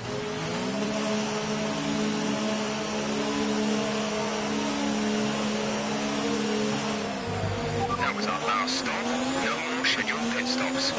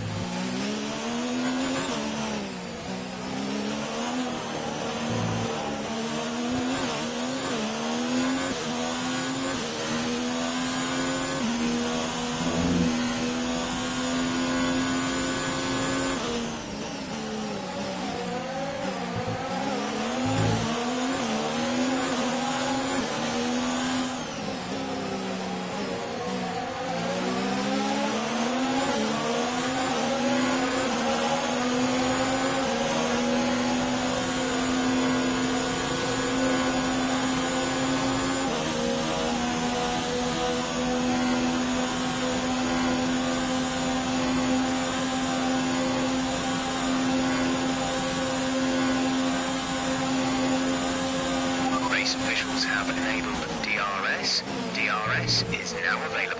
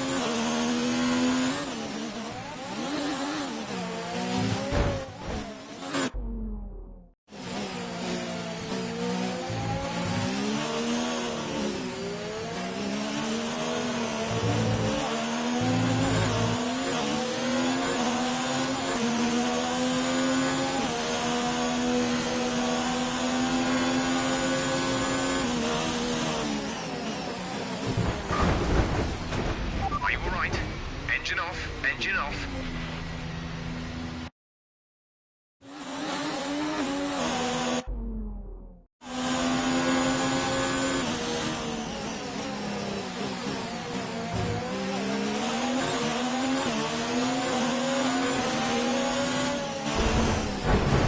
The gap to the car ahead is 11.6.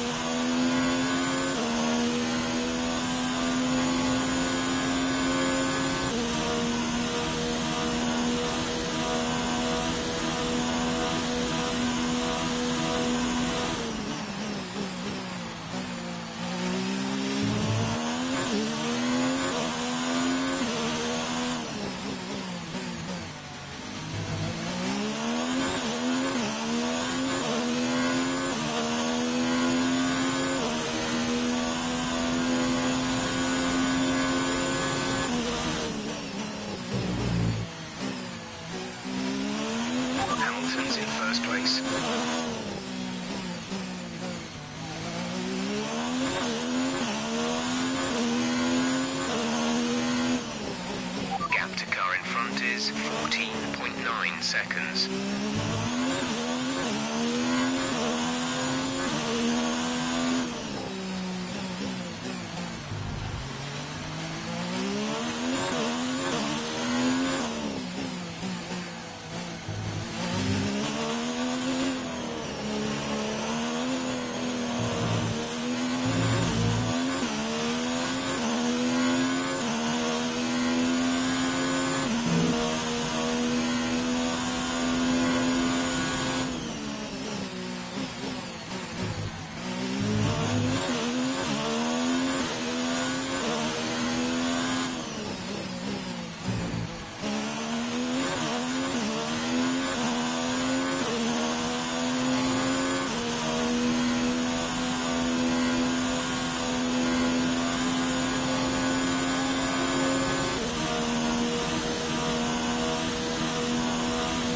Hamilton has just taken the lead.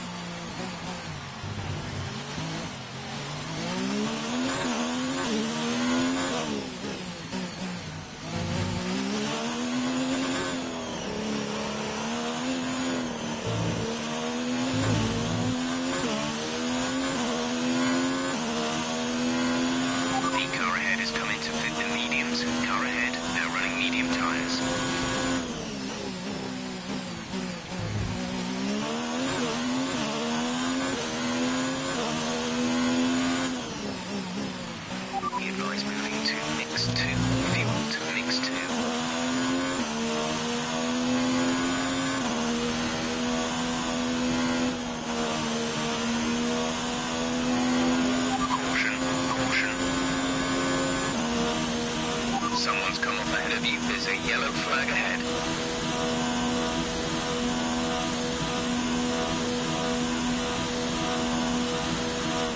Okay, clear.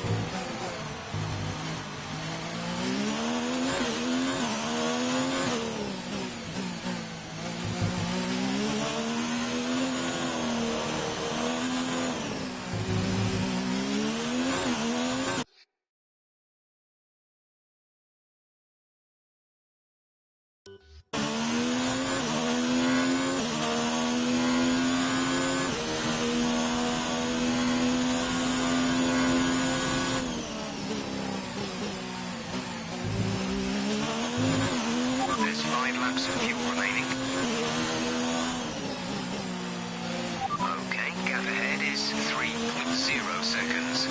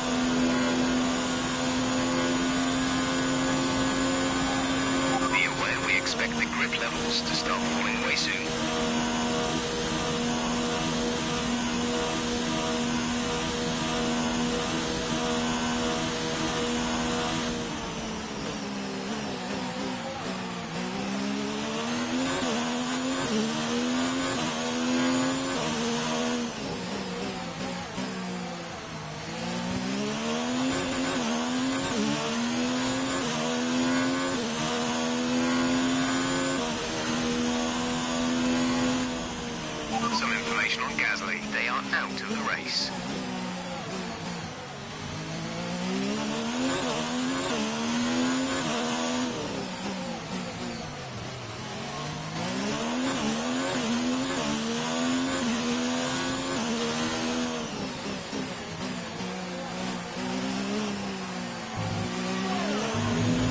There's 3 laps of fuel remaining.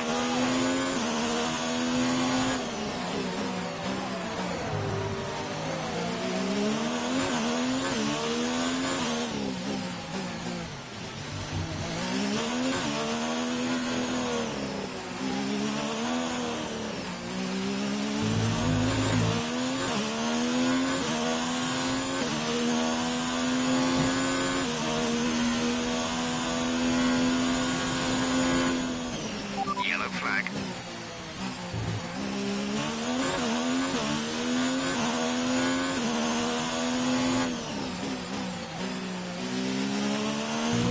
Green flag.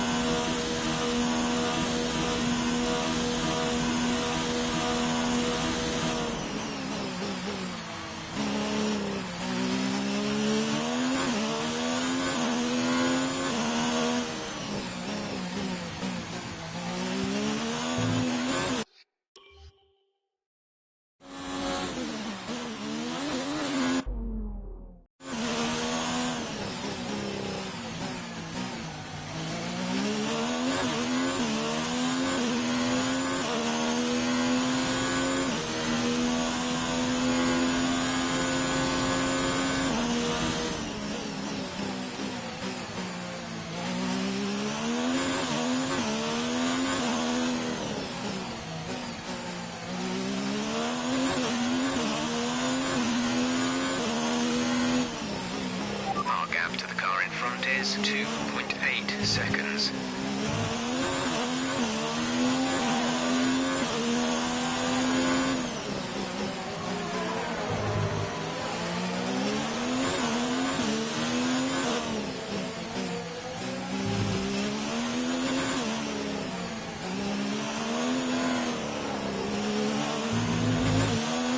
There's only 1 lap of fuel remaining.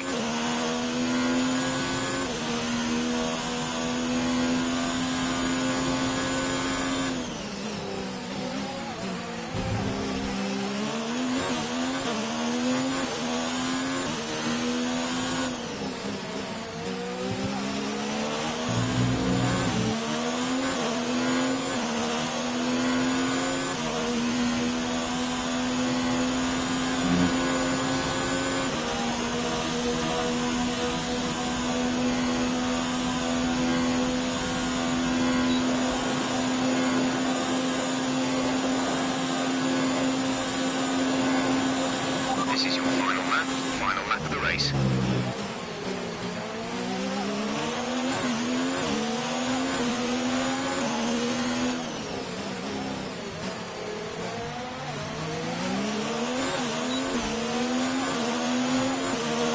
The gap between you and the car behind is increasing by a significant amount each lap. Good job.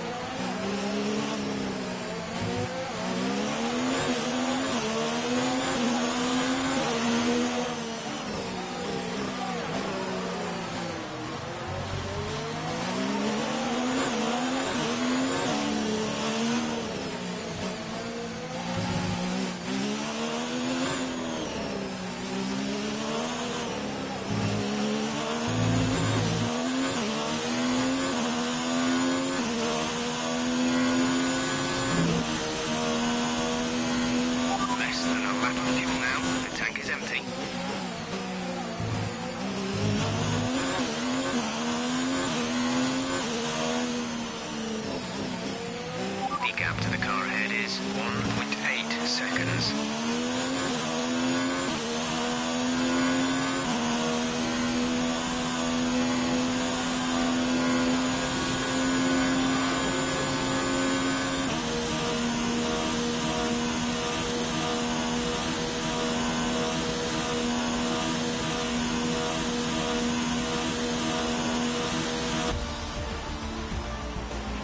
Top job, my friend, top job. I was a bit worried about this one at the start of the weekend, but you pulled through. Thank you. That's it for another Grand Prix and a fantastic win for Mercedes. What do you think it was, Ant, that gave them the edge over the competition today? I think a large part of the result comes down to temperament. They were able to keep their heads when everyone around them was losing theirs, and that's allowed them to get the best out of the car, to maximise the strategy, and to stay out of trouble.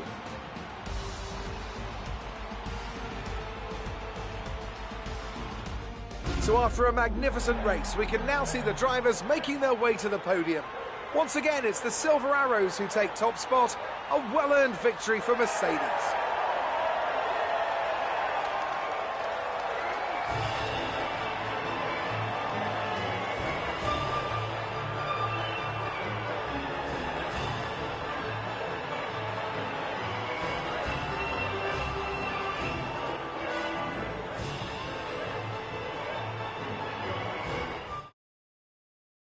Let's see how the driver standings have changed. It's a great result for Lewis Hamilton, who moves further ahead at the top of the table.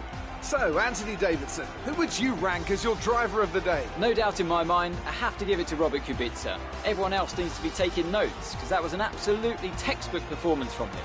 Let's move on to the constructors. Mercedes continue to extend their lead. Meanwhile, good work from Racing Point this weekend, who pushed themselves further up the order. Well, that was certainly an incredible weekend of racing.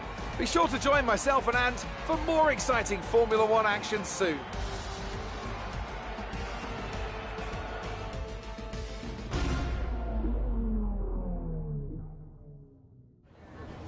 Amazing performance out there. I'm sure you're pretty happy with that. Another podium. You must be getting used to it up there.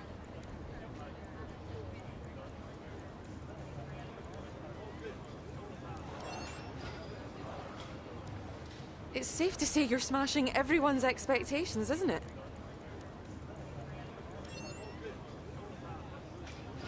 Devon got a DNF result today. That's got to be tough to come back from.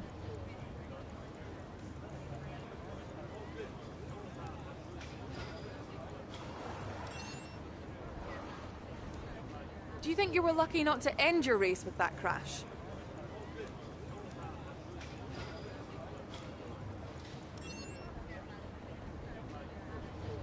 Appreciate your time.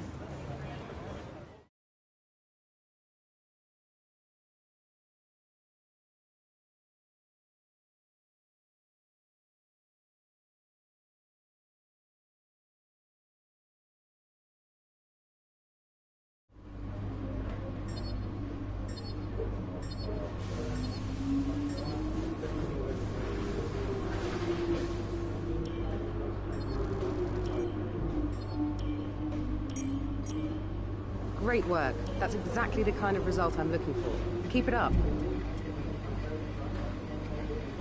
It's time for us to renegotiate your contract. Here you can see the current deal. Once negotiations begin, the team will make you an offer. You can accept if you like, but I strongly suggest we push for better terms. From here, we can change the team that we're negotiating with. There's no rule saying you need to stay in the same seat forever. Selecting a team here only affects the negotiation. The actual move won't take place until the following race weekend.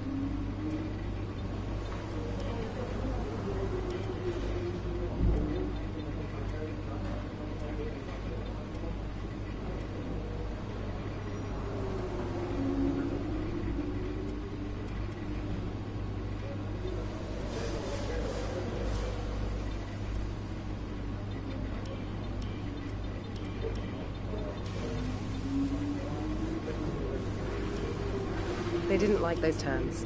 Let's try again. Okay, everyone's happy with that proposal and we're locked in. From the next race weekend, you'll officially be racing for a new team, so you'd better start getting ready for the move.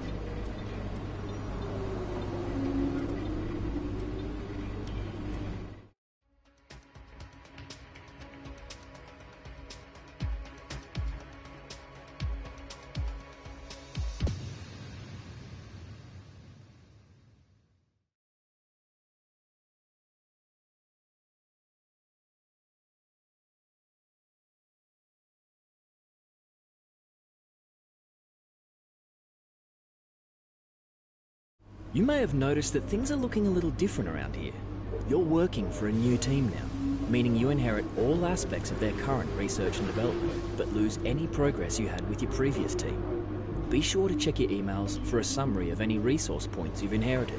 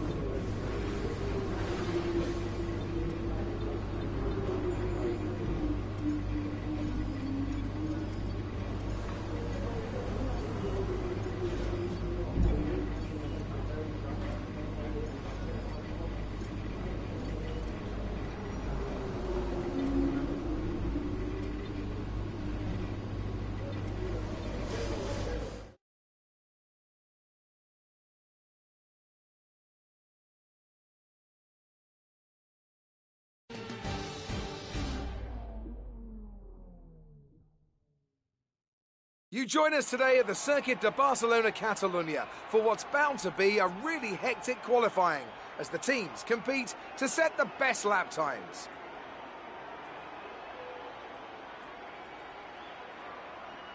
Many of the drivers have commented on the challenge posed by the high-speed direction changes around this circuit, but you still need to be quick in a straight line. Is that a fair layman's appraisal? Drivers are going to need a nicely balanced car to be fast here. They'll need to get the most out of the medium and high-speed corners, which will push them to run more downforce. But in turn, this slows the car down on the straights. It's a tricky balancing act.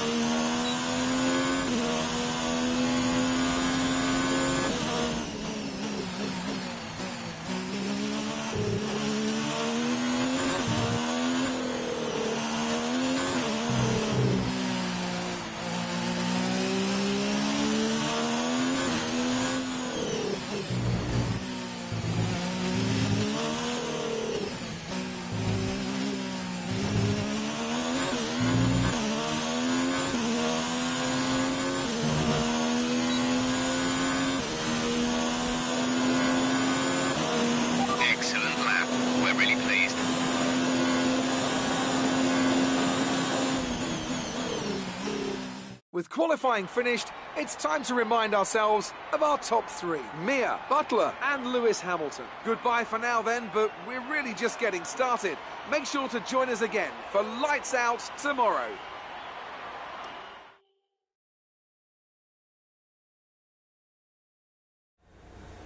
Good day today. Let's have your take on it. Do you think that Devon will be able to carry his pace from qualifying into the race?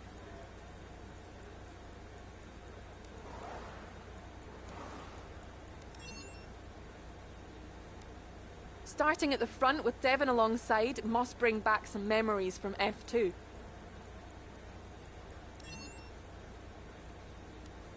How are you finding things at your new team? Are you settling in? Great. Well, that's everything.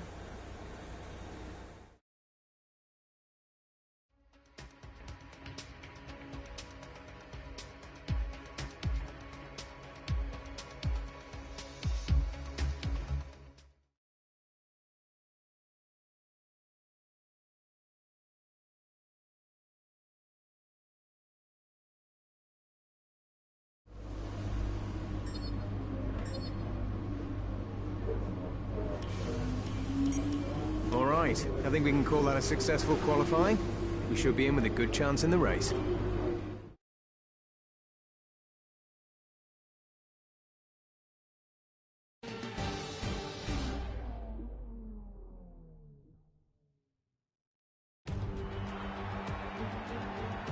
What does the Spanish Grand Prix have in store for us today, I wonder? I hope we see some tight wheel-to-wheel action down the main straight, circa Mansell and Senna way back in '91, or maybe we'll have a more strategic race here on a track where overtaking can be difficult. The Circuit de Barcelona-Catalunya, a track that will certainly force the drivers to push themselves. It consists of a very impressive main straight going into turn 1. It's a straight that also offers a DRS zone, so it's likely to be a hot spot for overtakes.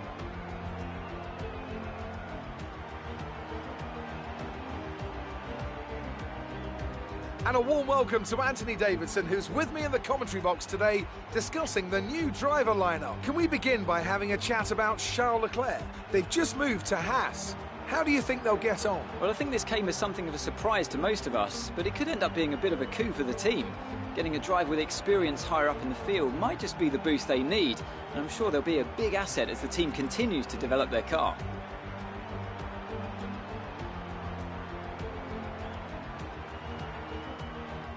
It's time to take a look at our starting grid for today's race. Mir lines up on pole position and Devon Butler lines up alongside. Moving on to the rest of the grid, we have Hamilton, Vettel, Max Verstappen and Faber, Magnussen, Norris, Leclerc and Sergio Perez, Raikkonen, Giovinazzi, Nico Hülkenberg and Bottas, Stroll, Russell, Daniel Ricciardo and Daniel Kvyat. Kubica and Pierre Gasly picks up the final grid slot today.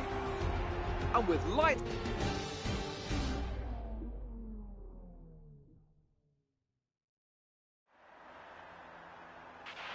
Okay, the run into turn 1 isn't...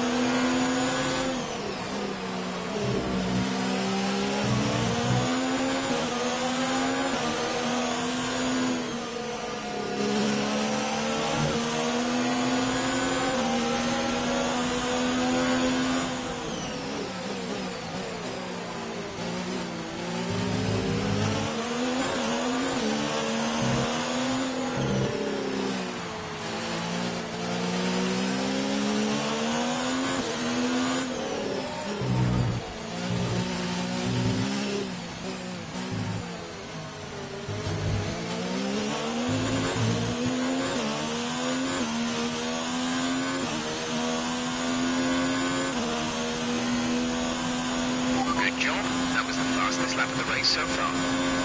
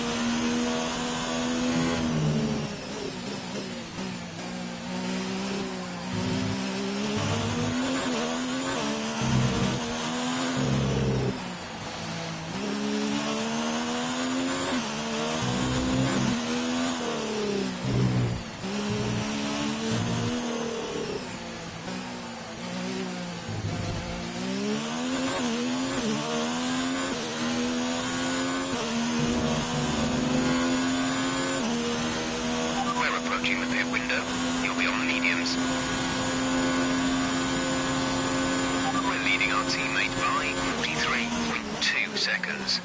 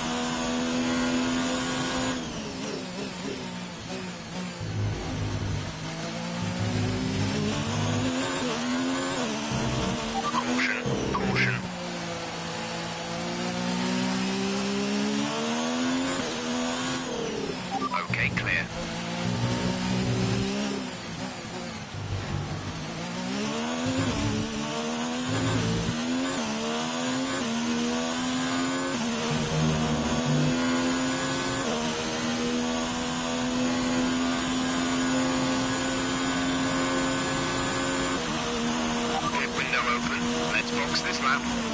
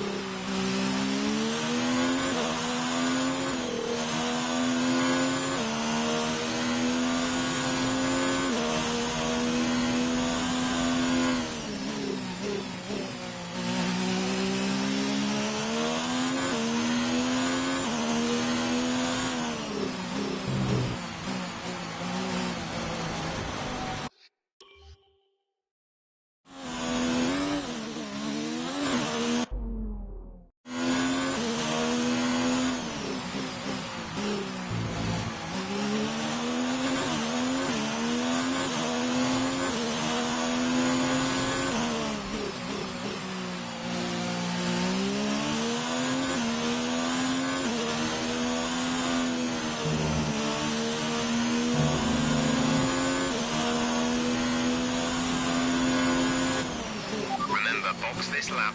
Keep an eye on your distance to the speed limit line as you approach, and make sure you don't speed.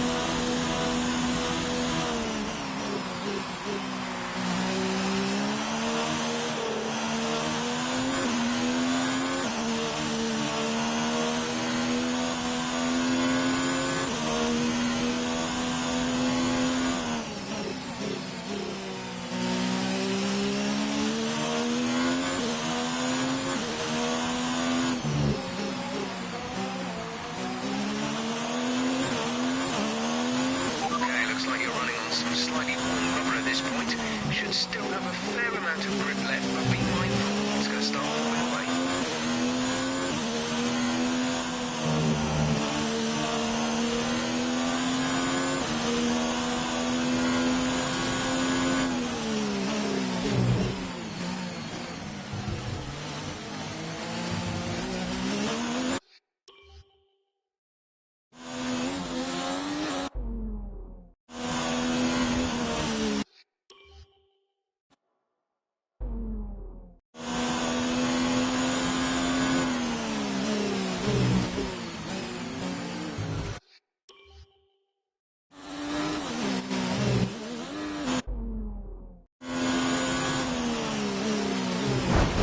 Check your MFD for a new strategy option.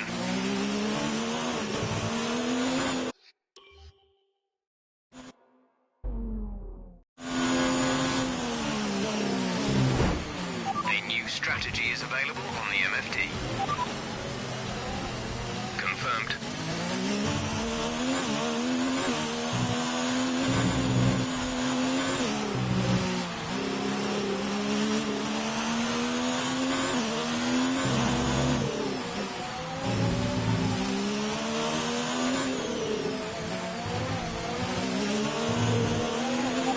Slow down before hitting the corners. We don't want to get a penalty. Are you okay? That was a big one. Confirm you're okay, please.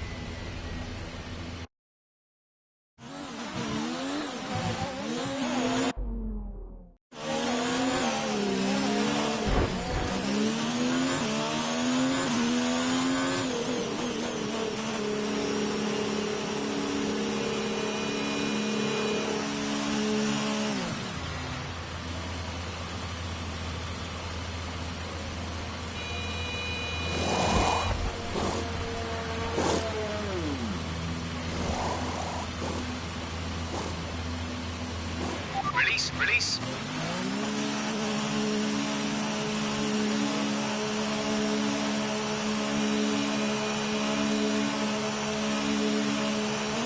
Up to speed now. Let's get some heat into those tires.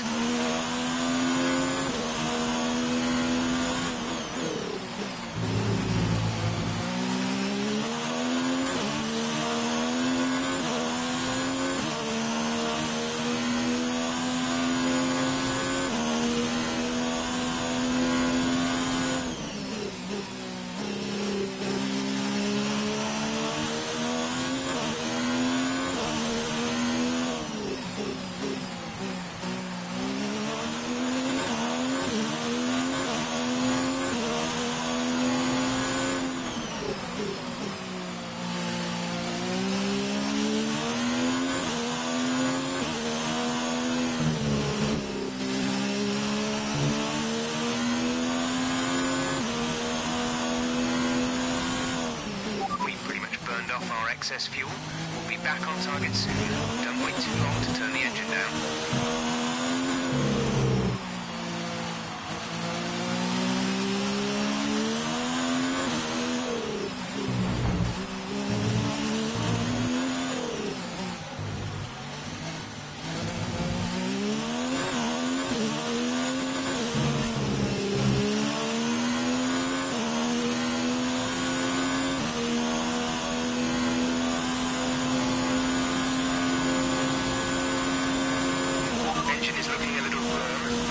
route will be less than optimal.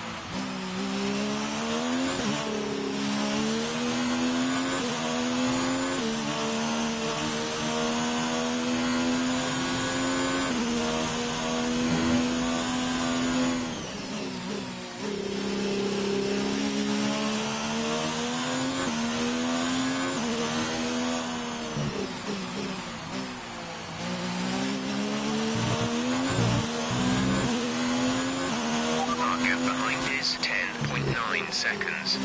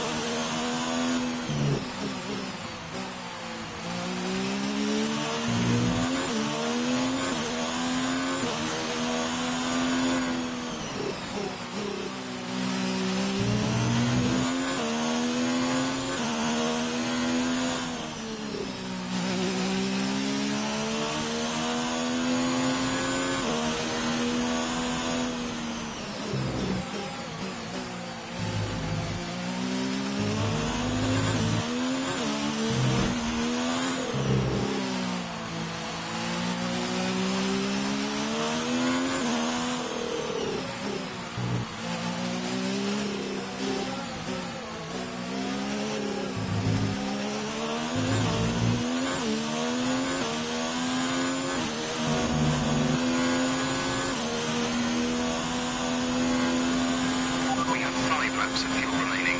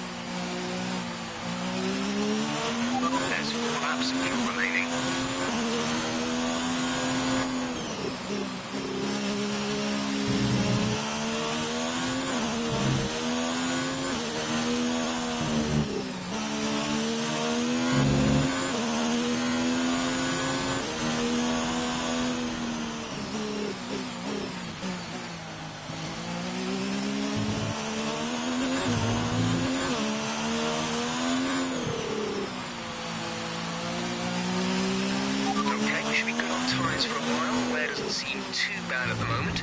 Just take care when you load them up.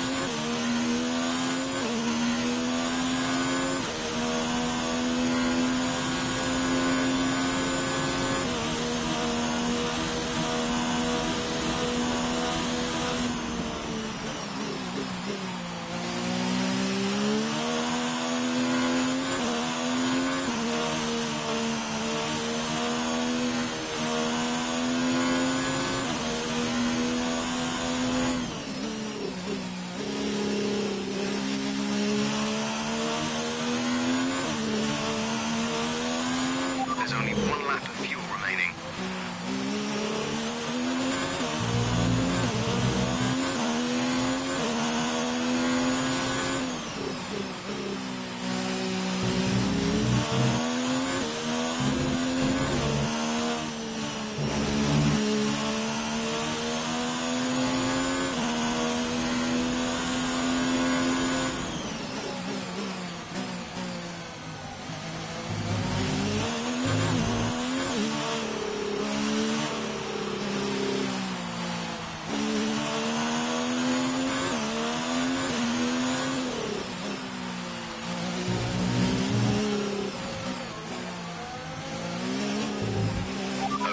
Gap behind is 20.9 seconds.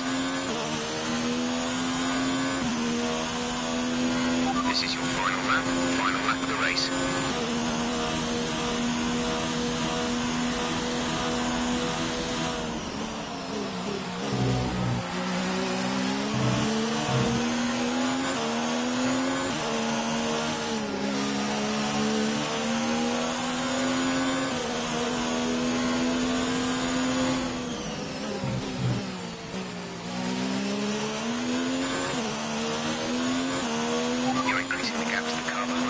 Seconds per lap. Keep this up.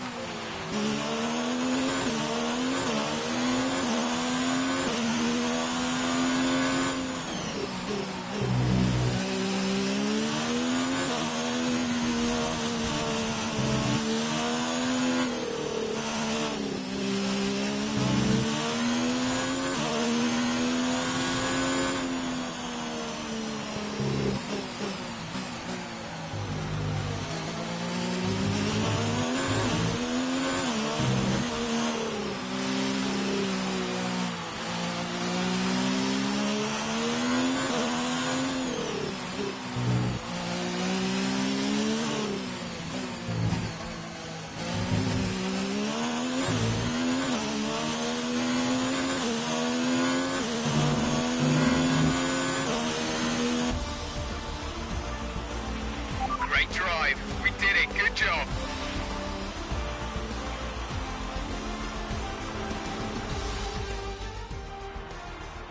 Great effort there from Ferrari to take the victory today. Anthony Davidson, how do you think they were able to set themselves apart today? Well, time management probably played quite a large role in the outcome of this one. As ever, it's not just about speed, it's all about maintaining that speed consistently over a stint, over a race distance. So being able to keep up the lap times while still being smooth on the controls and gentle on the tyres, that's really where the race was won today. And here we are, a team that is no stranger to the podium, taking their place on top once again. A sublime race today and a stunning win for Ferrari.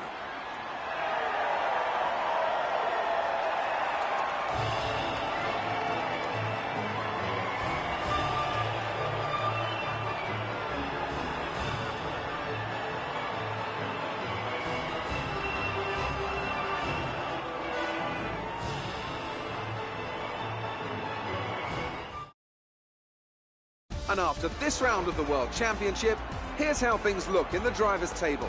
That lead at the top of the table has shrunk somewhat today. Now, let's discuss, Ant. Who would you say is a contender for driver of the day? It's got to be Valtteri Bottas, a commanding performance that I think had the audience's eyes glued to him for the majority of the race. It's time to see how things are shaping up in the Constructors' Championship. Mercedes continue to extend their lead. Meanwhile, Ferrari have improved their position. A strong weekend from them as they fight their way towards the top. Well, that was certainly an incredible weekend of racing. Be sure to join myself and Ant for more exciting Formula One action soon.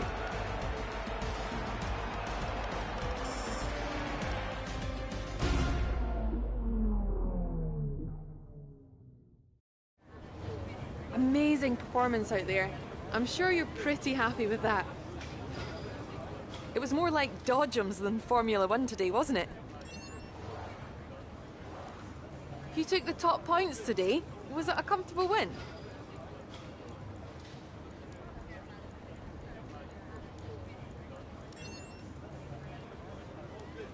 Well, looks like your luck has changed. Things went a lot better than last weekend, didn't they?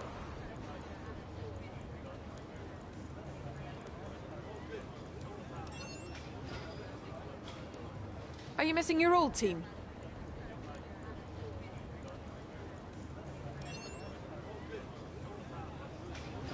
Appreciate your time.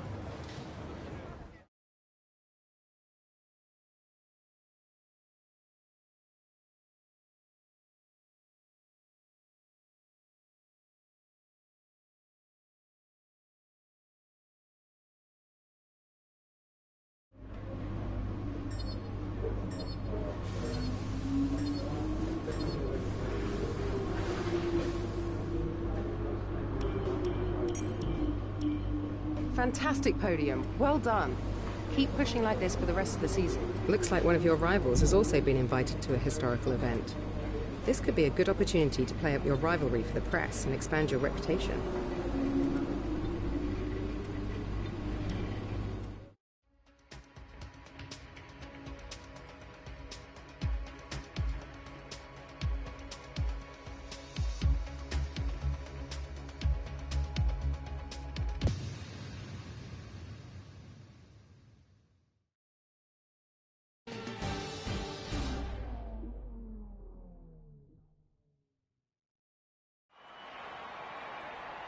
Now, while today's classic exhibition event has no direct impact upon the Formula One World Championship, you better believe that with their reputations on the line, the drivers down there are still hungry to show that they've got what it takes to get a win.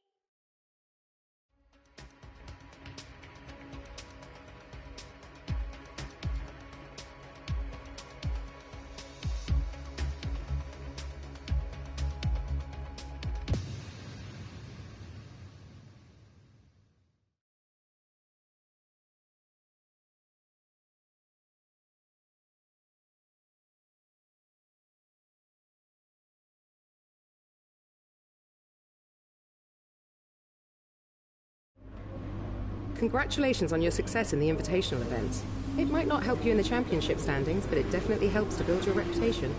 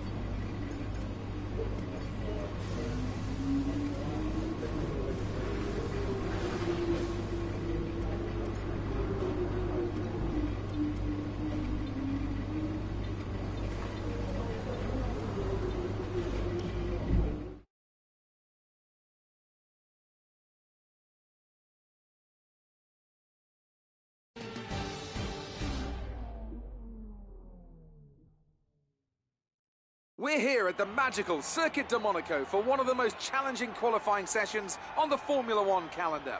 Who can add their name to the illustrious list of Monte Carlo pole sitters here today?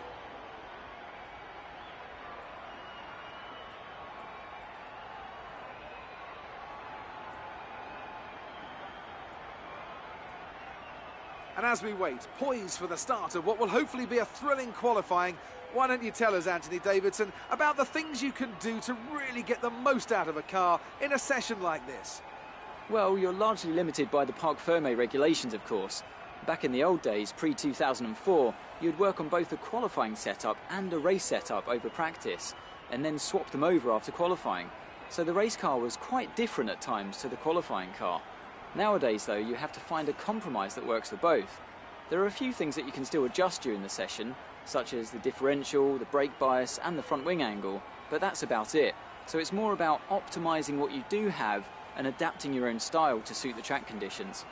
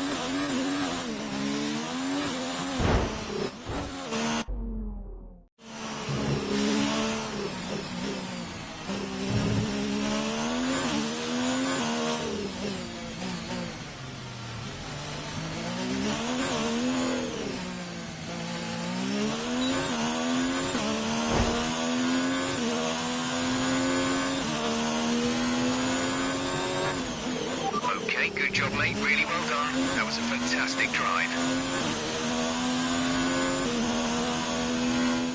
And with qualifying complete, let's review our top three today. Mir, Bottas and Lewis Hamilton. Well, that wraps up qualifying, but don't worry, we'll be back tomorrow.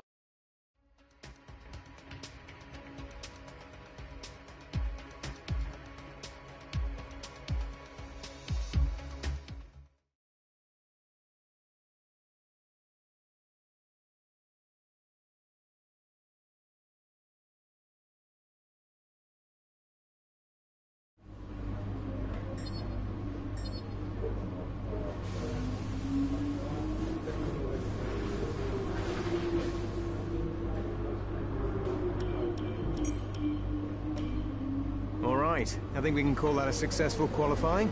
We should be in with a good chance in the race.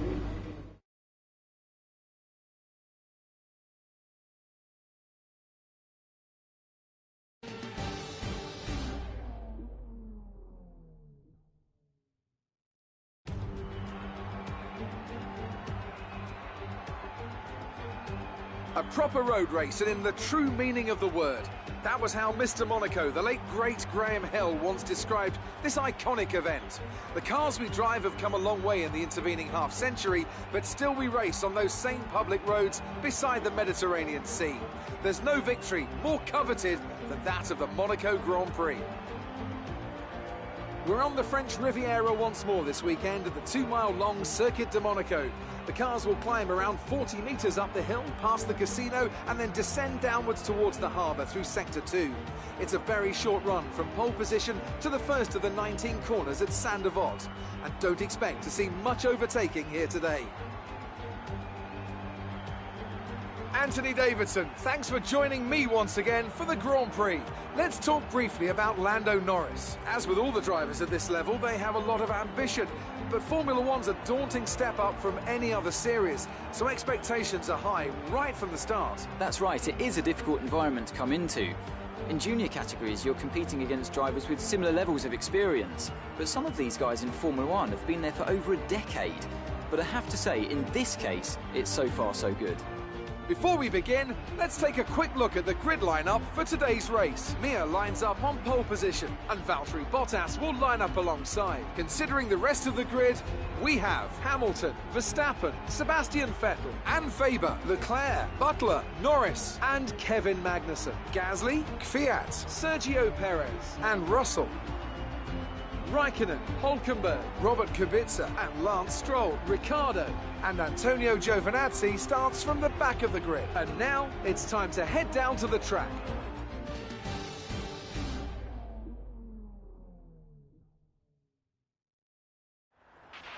Okay, it's a short run to Saint-Devote.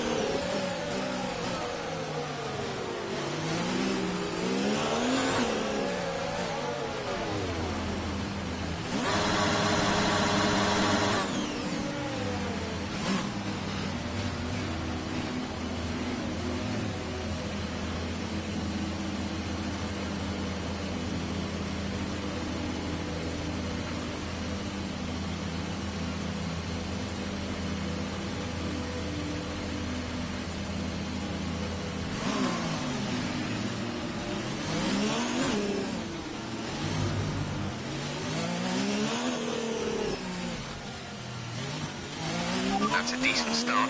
Good job.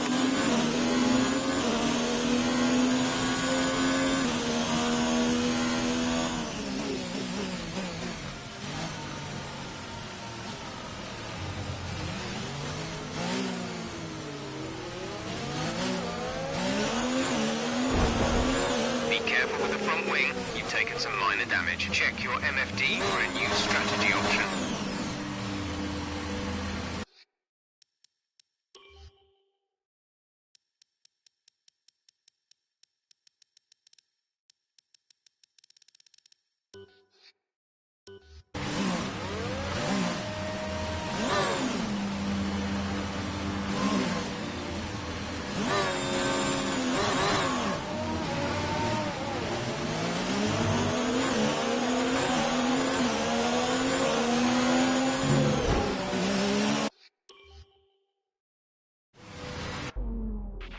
A new strategy is available on the MFD.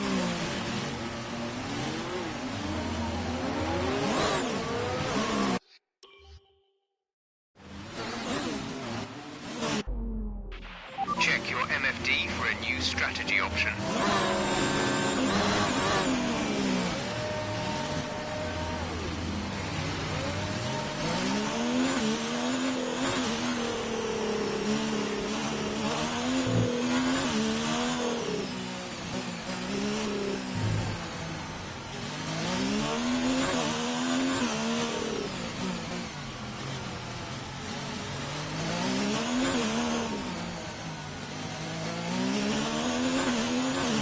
Sebastian's got a problem.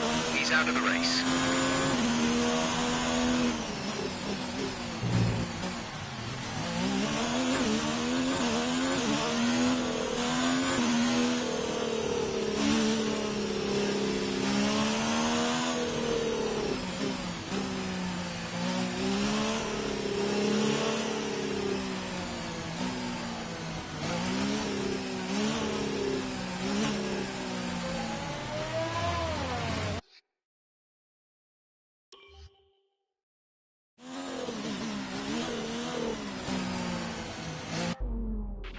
A new strategy is available on the MFD.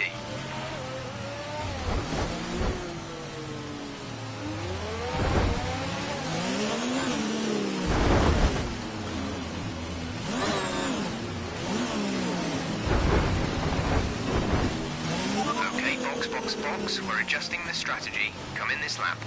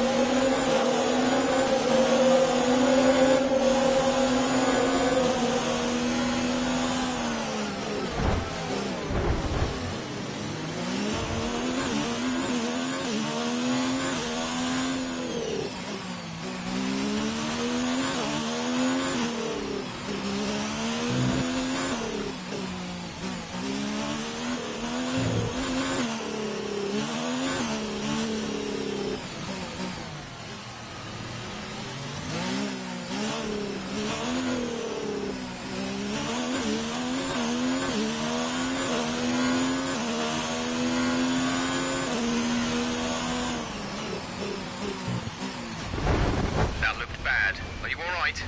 Let me know you're all right.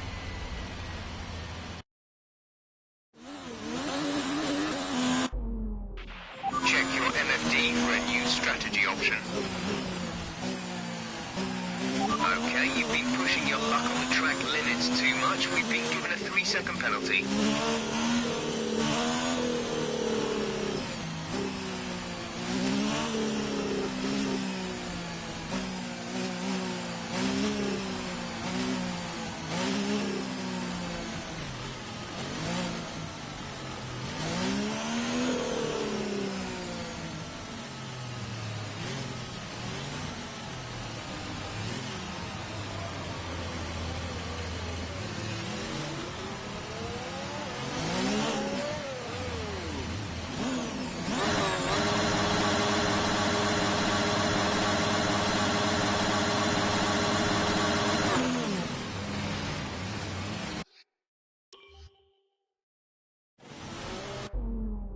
A new strategy is available on the MFD.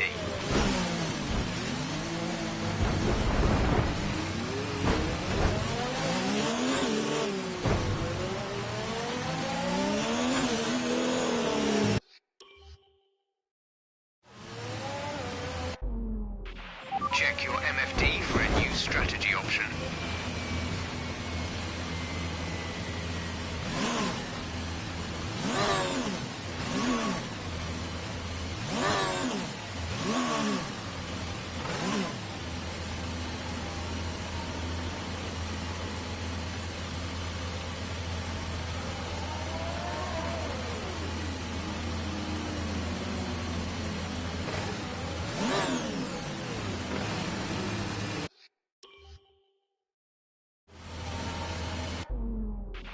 A new strategy is available on the MFD.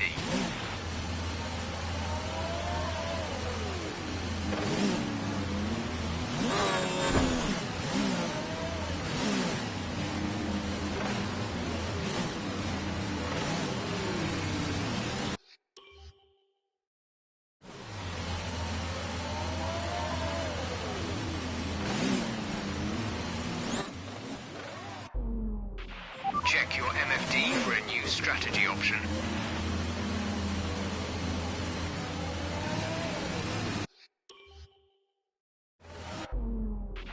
A new strategy is available on the MFD.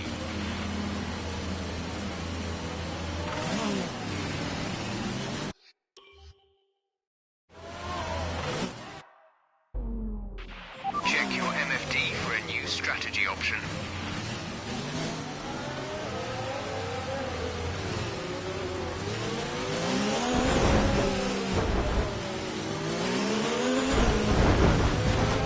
What happened? Let me know you're okay.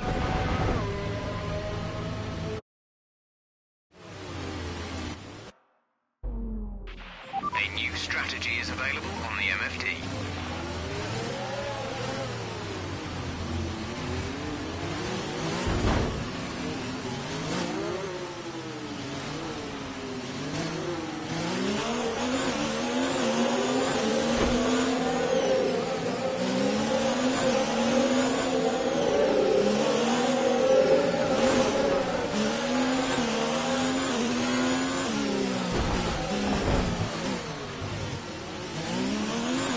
We've been handed a 3-second penalty for obvious corner cutting.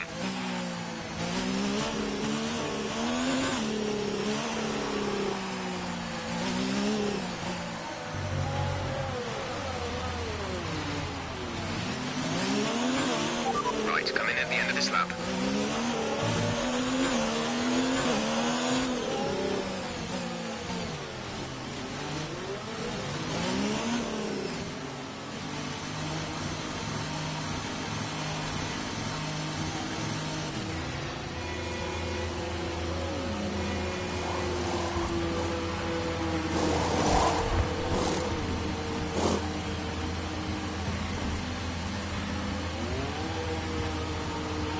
Complete, go now.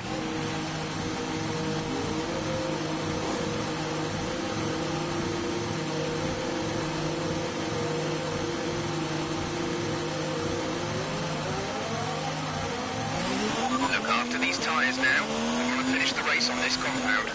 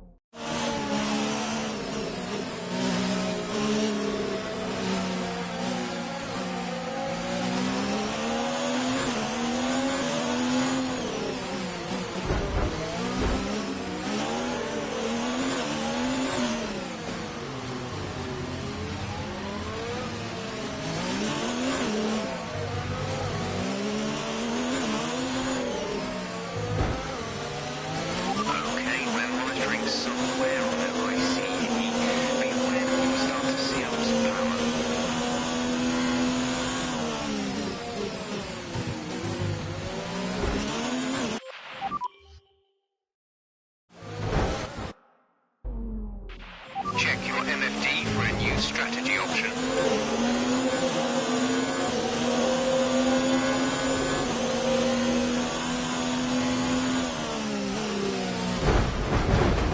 Are you alright? Engine off, engine off.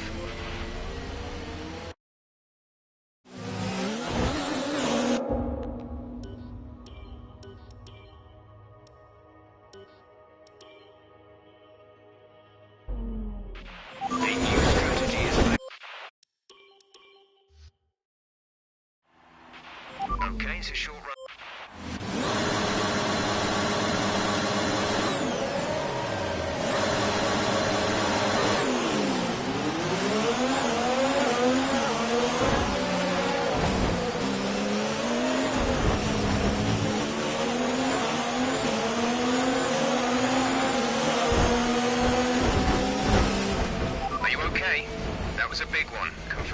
okay, please?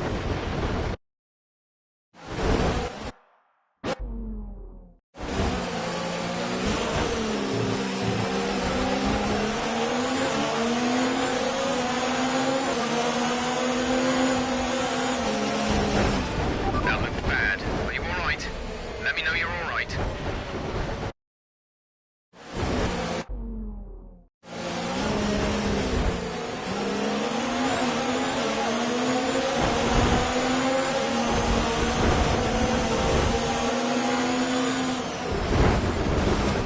What happened? Let me know you're okay.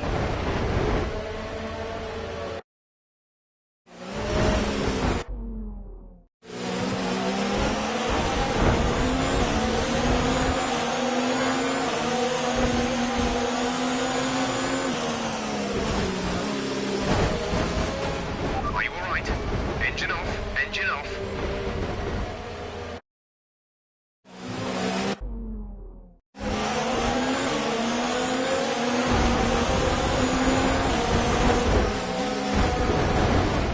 Are you okay?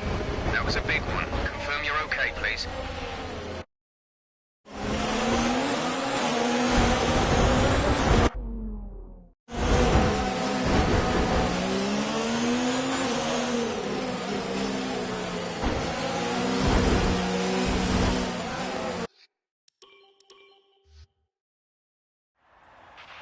Okay, it's a short run to...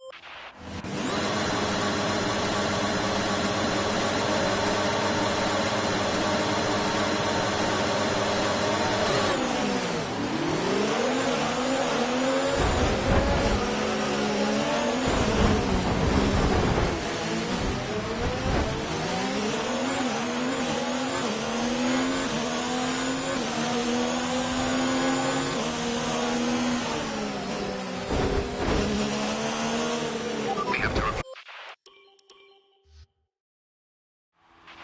Okay, it's a short run...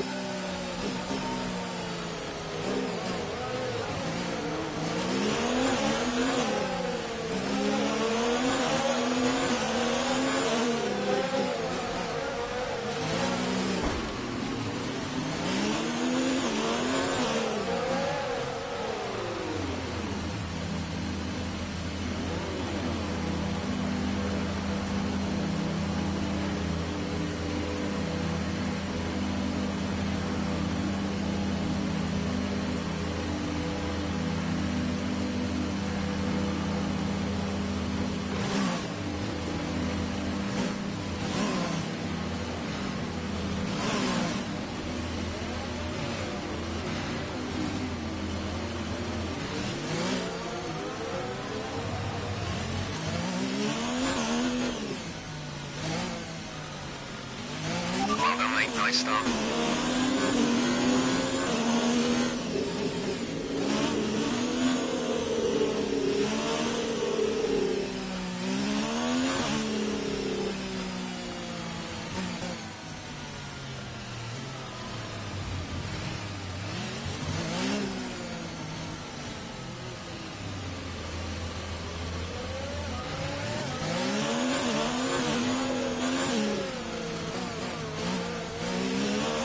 Sebastian stopped. His race is over.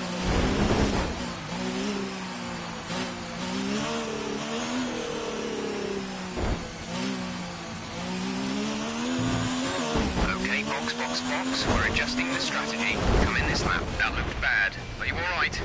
Let me know you're alright.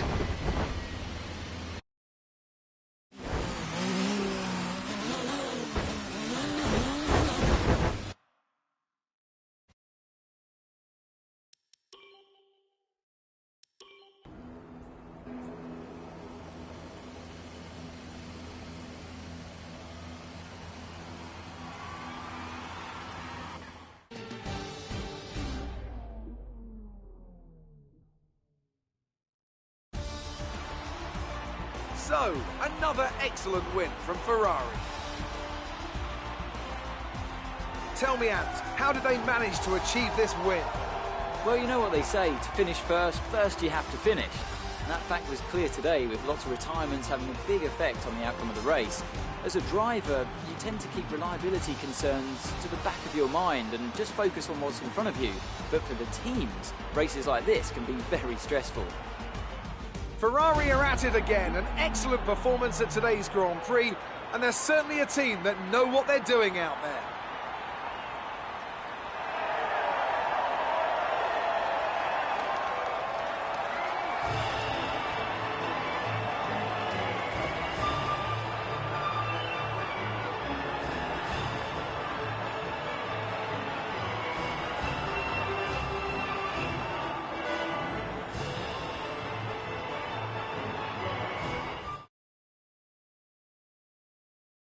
And now let's take a look at the drivers' standings. Mia takes over the lead of the Drivers' Championship. Let's focus on the driver of the day, Anthony Davidson. Who do you pick? Well, Lance Stroll would be my pick. He managed to keep a cool head today whilst pushing through the field. It's time to check out the constructors' standings. It was a tough race for our championship leaders who lose ground at the top of the table. And with that, we wrap up another weekend of motorsport. But with more races lined up, be sure to join us when we come back with more Formula One.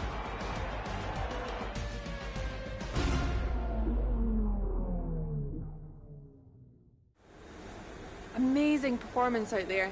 I'm sure you're pretty happy with that. You're leading the championship. Are you happy to be there or feeling the pressure? It wasn't the cleanest race today, was it? You left some bodywork out there on the track. Great. Well, that's everything.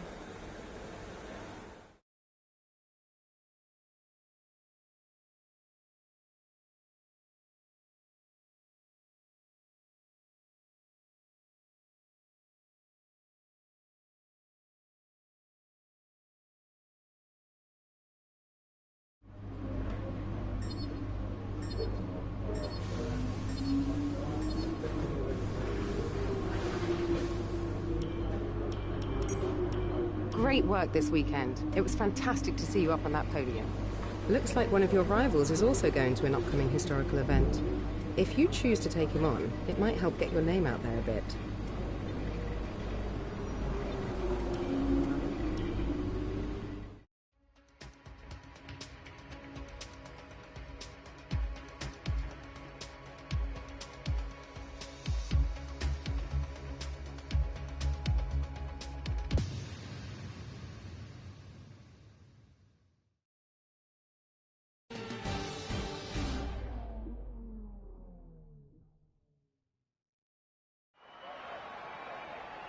Hello again, and thank you for joining us today for one of the few events this year that won't have a critical impact on the World Championship. So maybe we can all relax just a little bit more and enjoy the action from this wonderful field of historic cars.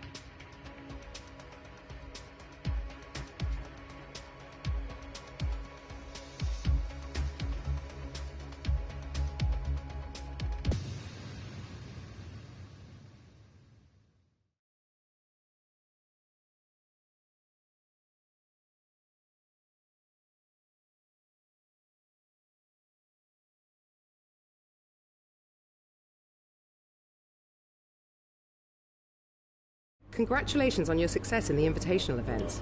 It might not help you in the championship standings, but it definitely helps to build your reputation.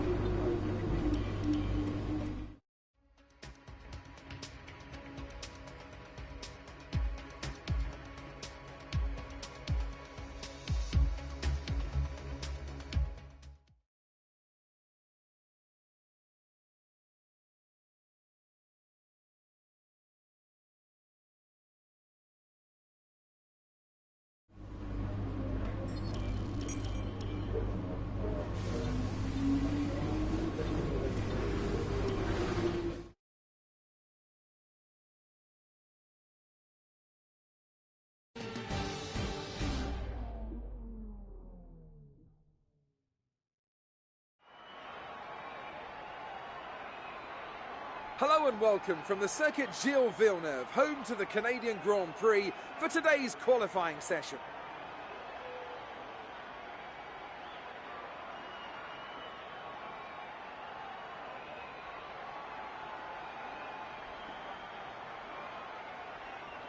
Now then, Anthony Davidson, you're not getting any younger, but you have been involved in your fair share of qualifying sessions in an illustrious 30-year career. How do you deal with the pressure when you have that one chance to deliver a perfect lap? It's not so much about dealing with the pressure, it's more about how you approach the risk and just how much of it are you willing to take. You're constantly balancing the car on the edge of grip from braking, cornering and traction, and over the course of a lap, it's easy to get that balance wrong, and that's why achieving the perfect lap is almost impossible. As you say, I've been doing this 30 years now, and it never gets any easier.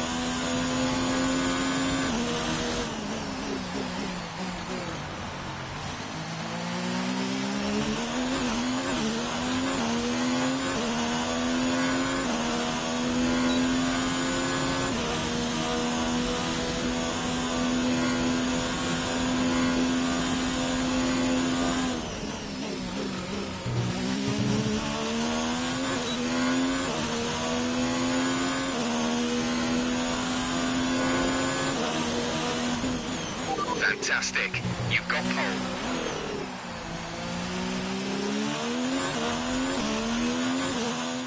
We're all ready for tomorrow's race, but before we begin, let's have a quick look at those who will be fronting the grid. Mir, Bottas and Lewis Hamilton. With qualifying complete, all that remains is the main event.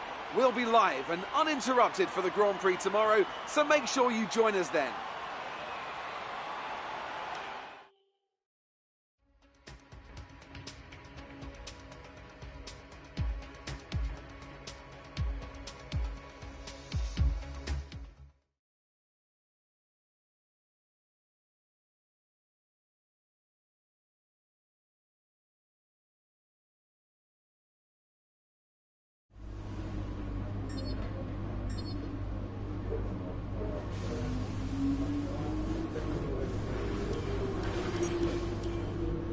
Well done.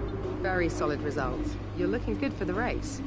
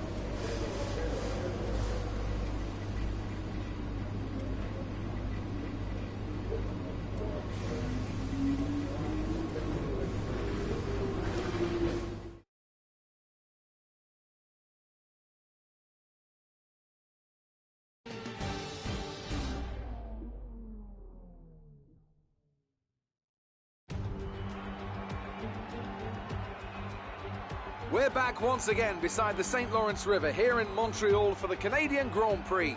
The event first moved to a variant of this track back in 1978. It was won by none other than Gilles Villeneuve, the first Canadian to ever win his home race, and in whose honour the circuit would be renamed. It's a tricky circuit to tackle in wet conditions, with top speed still of critical importance down the long back straight. There are 2.7 miles and 14 corners overall on a circuit that in the dry can see average lap speeds of around 130 miles per hour. We'll be lucky to get anywhere near that today. With the Grand Prix nearly upon us, Anthony Davidson is by my side once again to offer his perspective. Let's talk about Mia. That was a great win in the last race. Can they keep that momentum going this weekend? It's always nice to come into a Grand Prix weekend on a high, but your expectations are based much more on your practice and qualifying runs. So it's the momentum from those sessions that they'll be hoping to carry into the race today. Off the back of a fantastic qualifying session, it's time to see how our starting grid looks for today's race. Mia lines up on pole position, and it's Valtteri Bottas that completes the front row. As we continue through the rest of the grid today, we have Hamilton, Vettel, Max Verstappen, and Faber, Raikkonen, Butler, Perez, and Charles Leclerc, Magnussen, Stroll, Lando Norris, and Kvyat, Russell, Hulkenberg, Pierre Gasly, and Antonio Giovinazzi. Kubica and Daniel Ricciardo fills the last spot on the grid. And with preparations almost complete, let's head down to the track.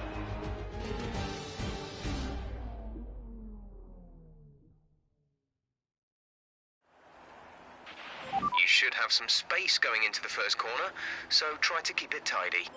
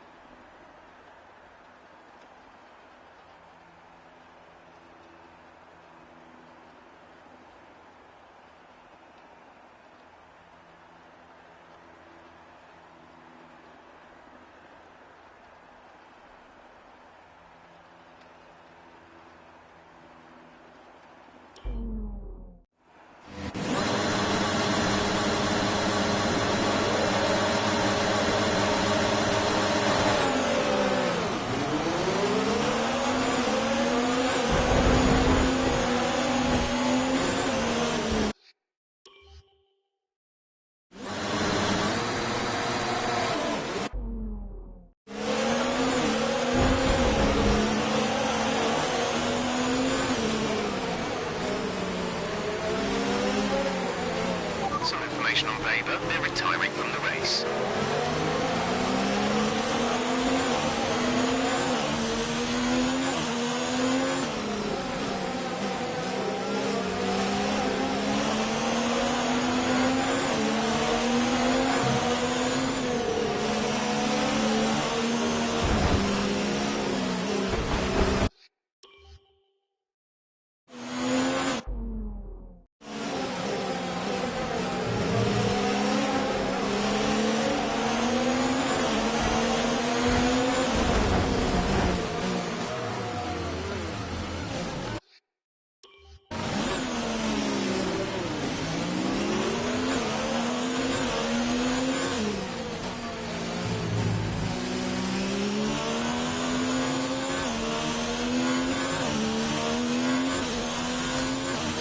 Sebastian's got a problem.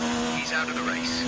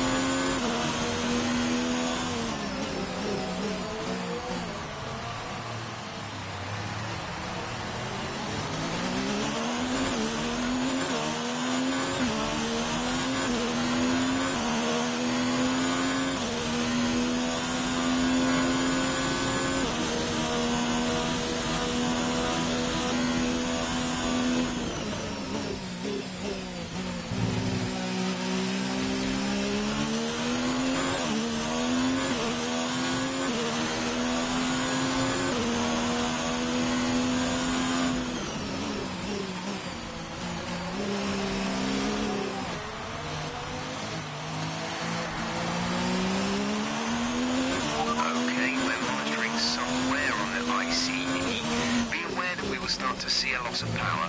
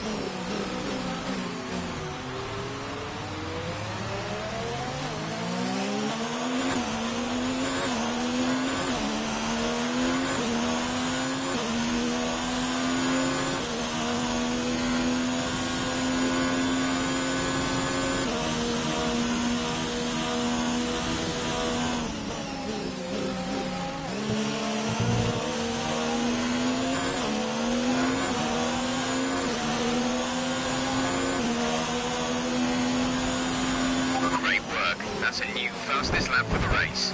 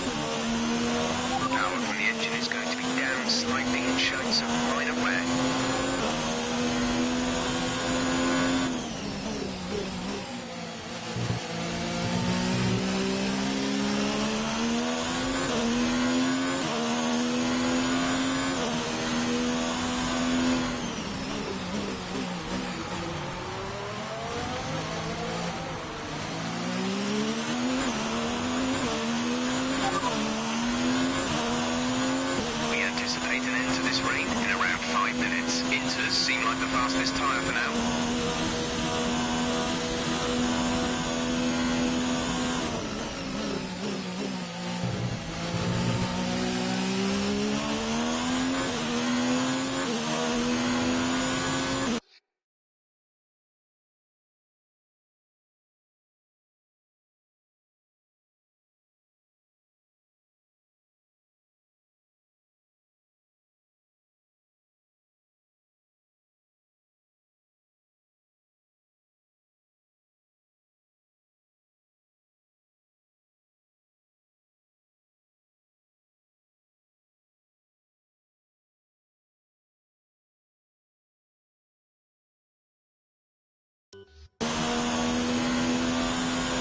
Good job. That was the fastest lap of the race so far.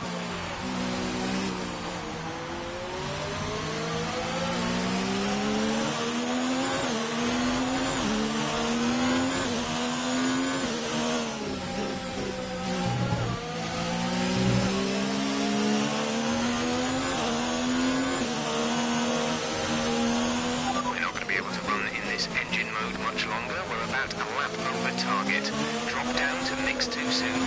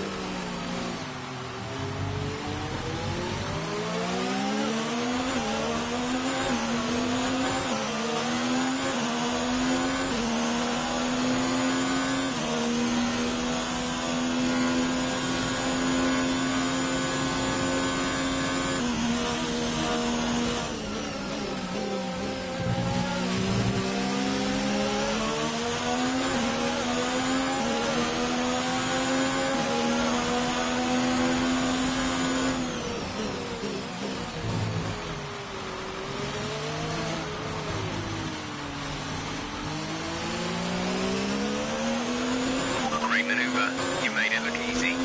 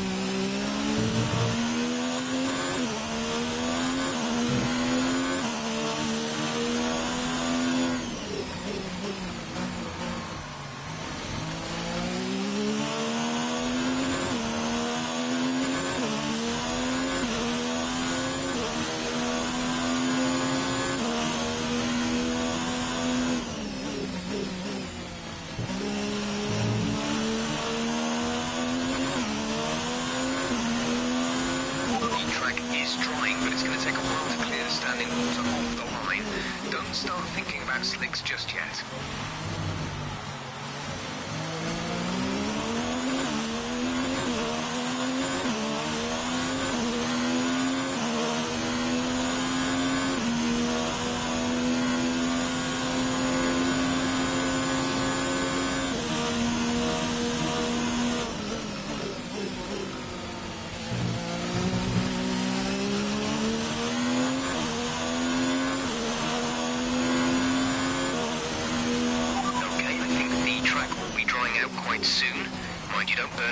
tyres.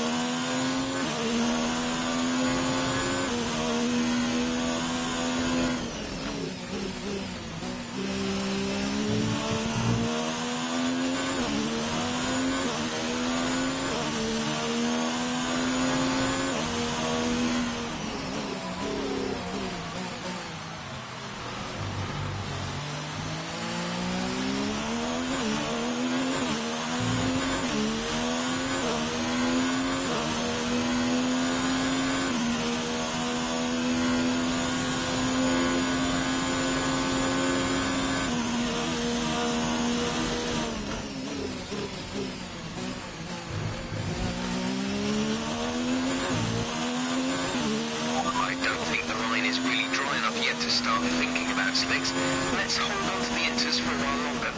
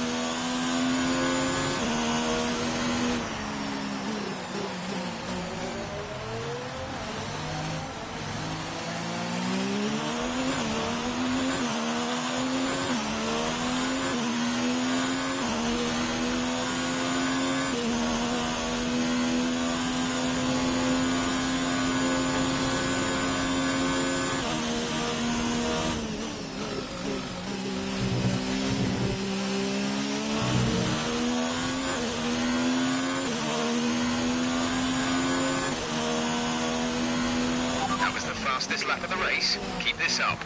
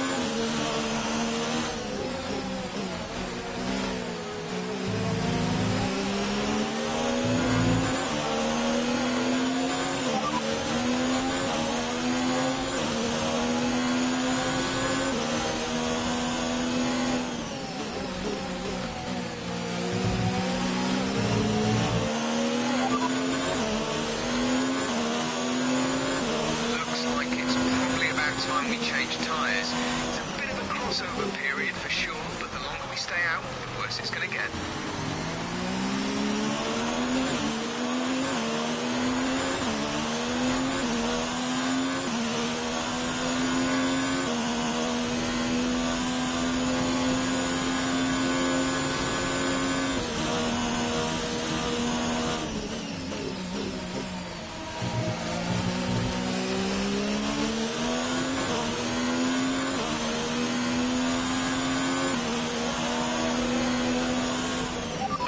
Take it easy on the car. We can't sustain this level of damage.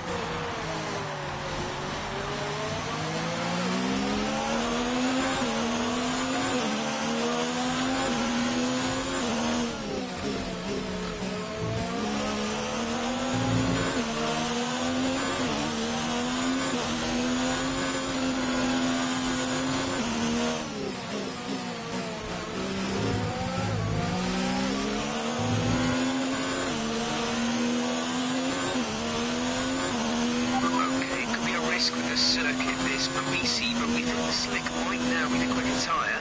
If you think you can keep it on the road, let's consider swapping over. Check your MFD for a new strategy option.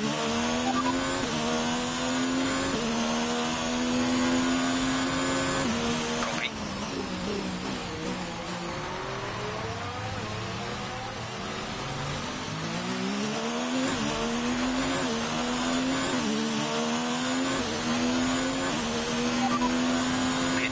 Lap then, come into the pits at the end of this lap.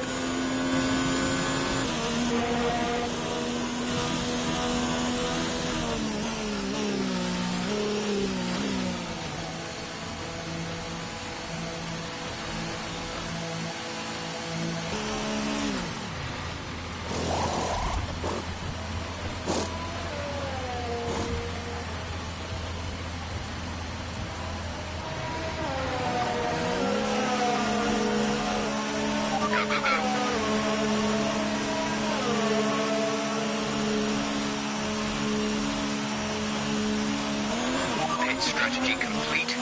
See these tyres through to the end now.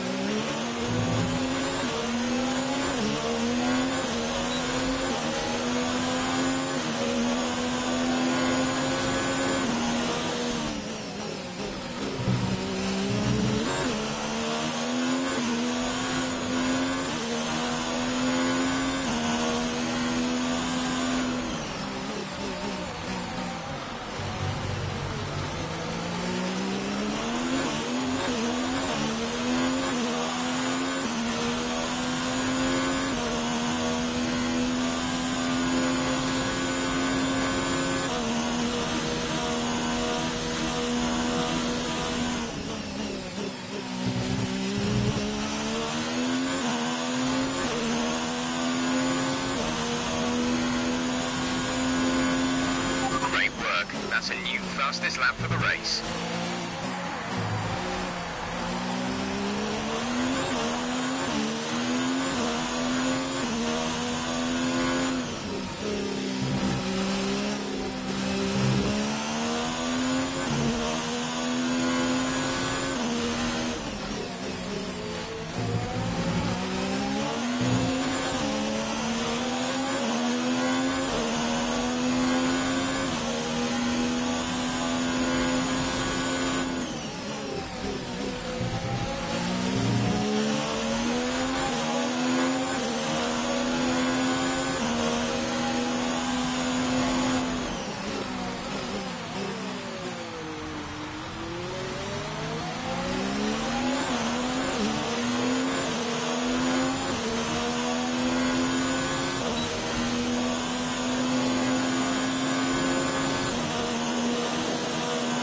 There's only one lap of fuel remaining.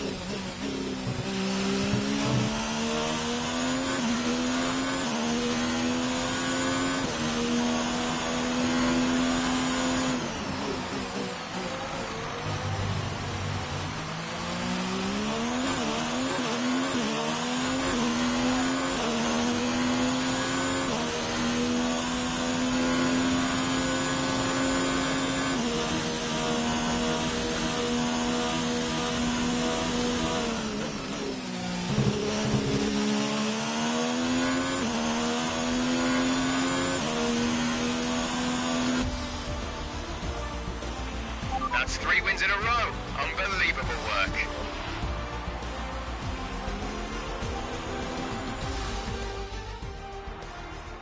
That's a fantastic performance from Ferrari. It hardly looked in doubt. What do you think it was, Ant, that gave them the edge over the competition today? Well, staying out of trouble was probably the most important factor here. In the race where half the field weren't classified at the checkered flag, you were able to guarantee a good result by basically keeping the car running.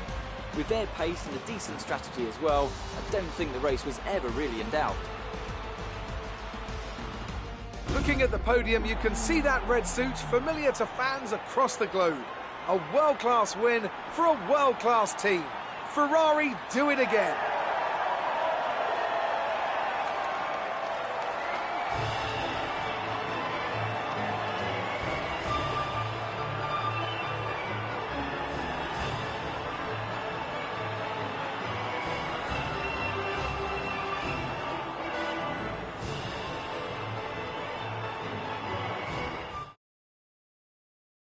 So then, it's time to see how this result affects the Drivers' Championship. Mia increases their championship lead. Some amazing talents out on the track today. But Anthony, who would you pick as your driver of the day? I'll probably go for Pierre Gasly. The team did a good job with the strategy to put him in amongst the pack, but it's the driver's job to capitalise on those opportunities, and he did so with a lot of skill. It's time to check out the constructors' standings. The lead at the top comes down after a strong weekend from the challenging pack. Meanwhile, a strong weekend from Red Bull this time out, and they improve their position in the championship. And with that, we wrap up another weekend of motorsport. But with more races lined up, be sure to join us when we come back with more Formula One.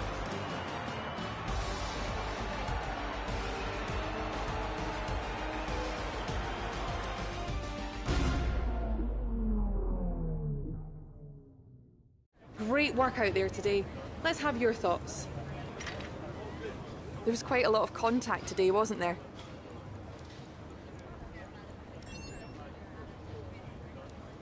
Not a good race for Lucas. How do you think he'll be feeling about not finishing?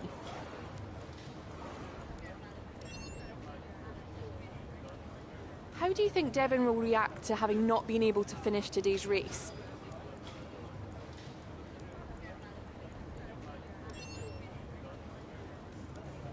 Things looked close between you and your rival for a bit, but you came out on top, didn't you?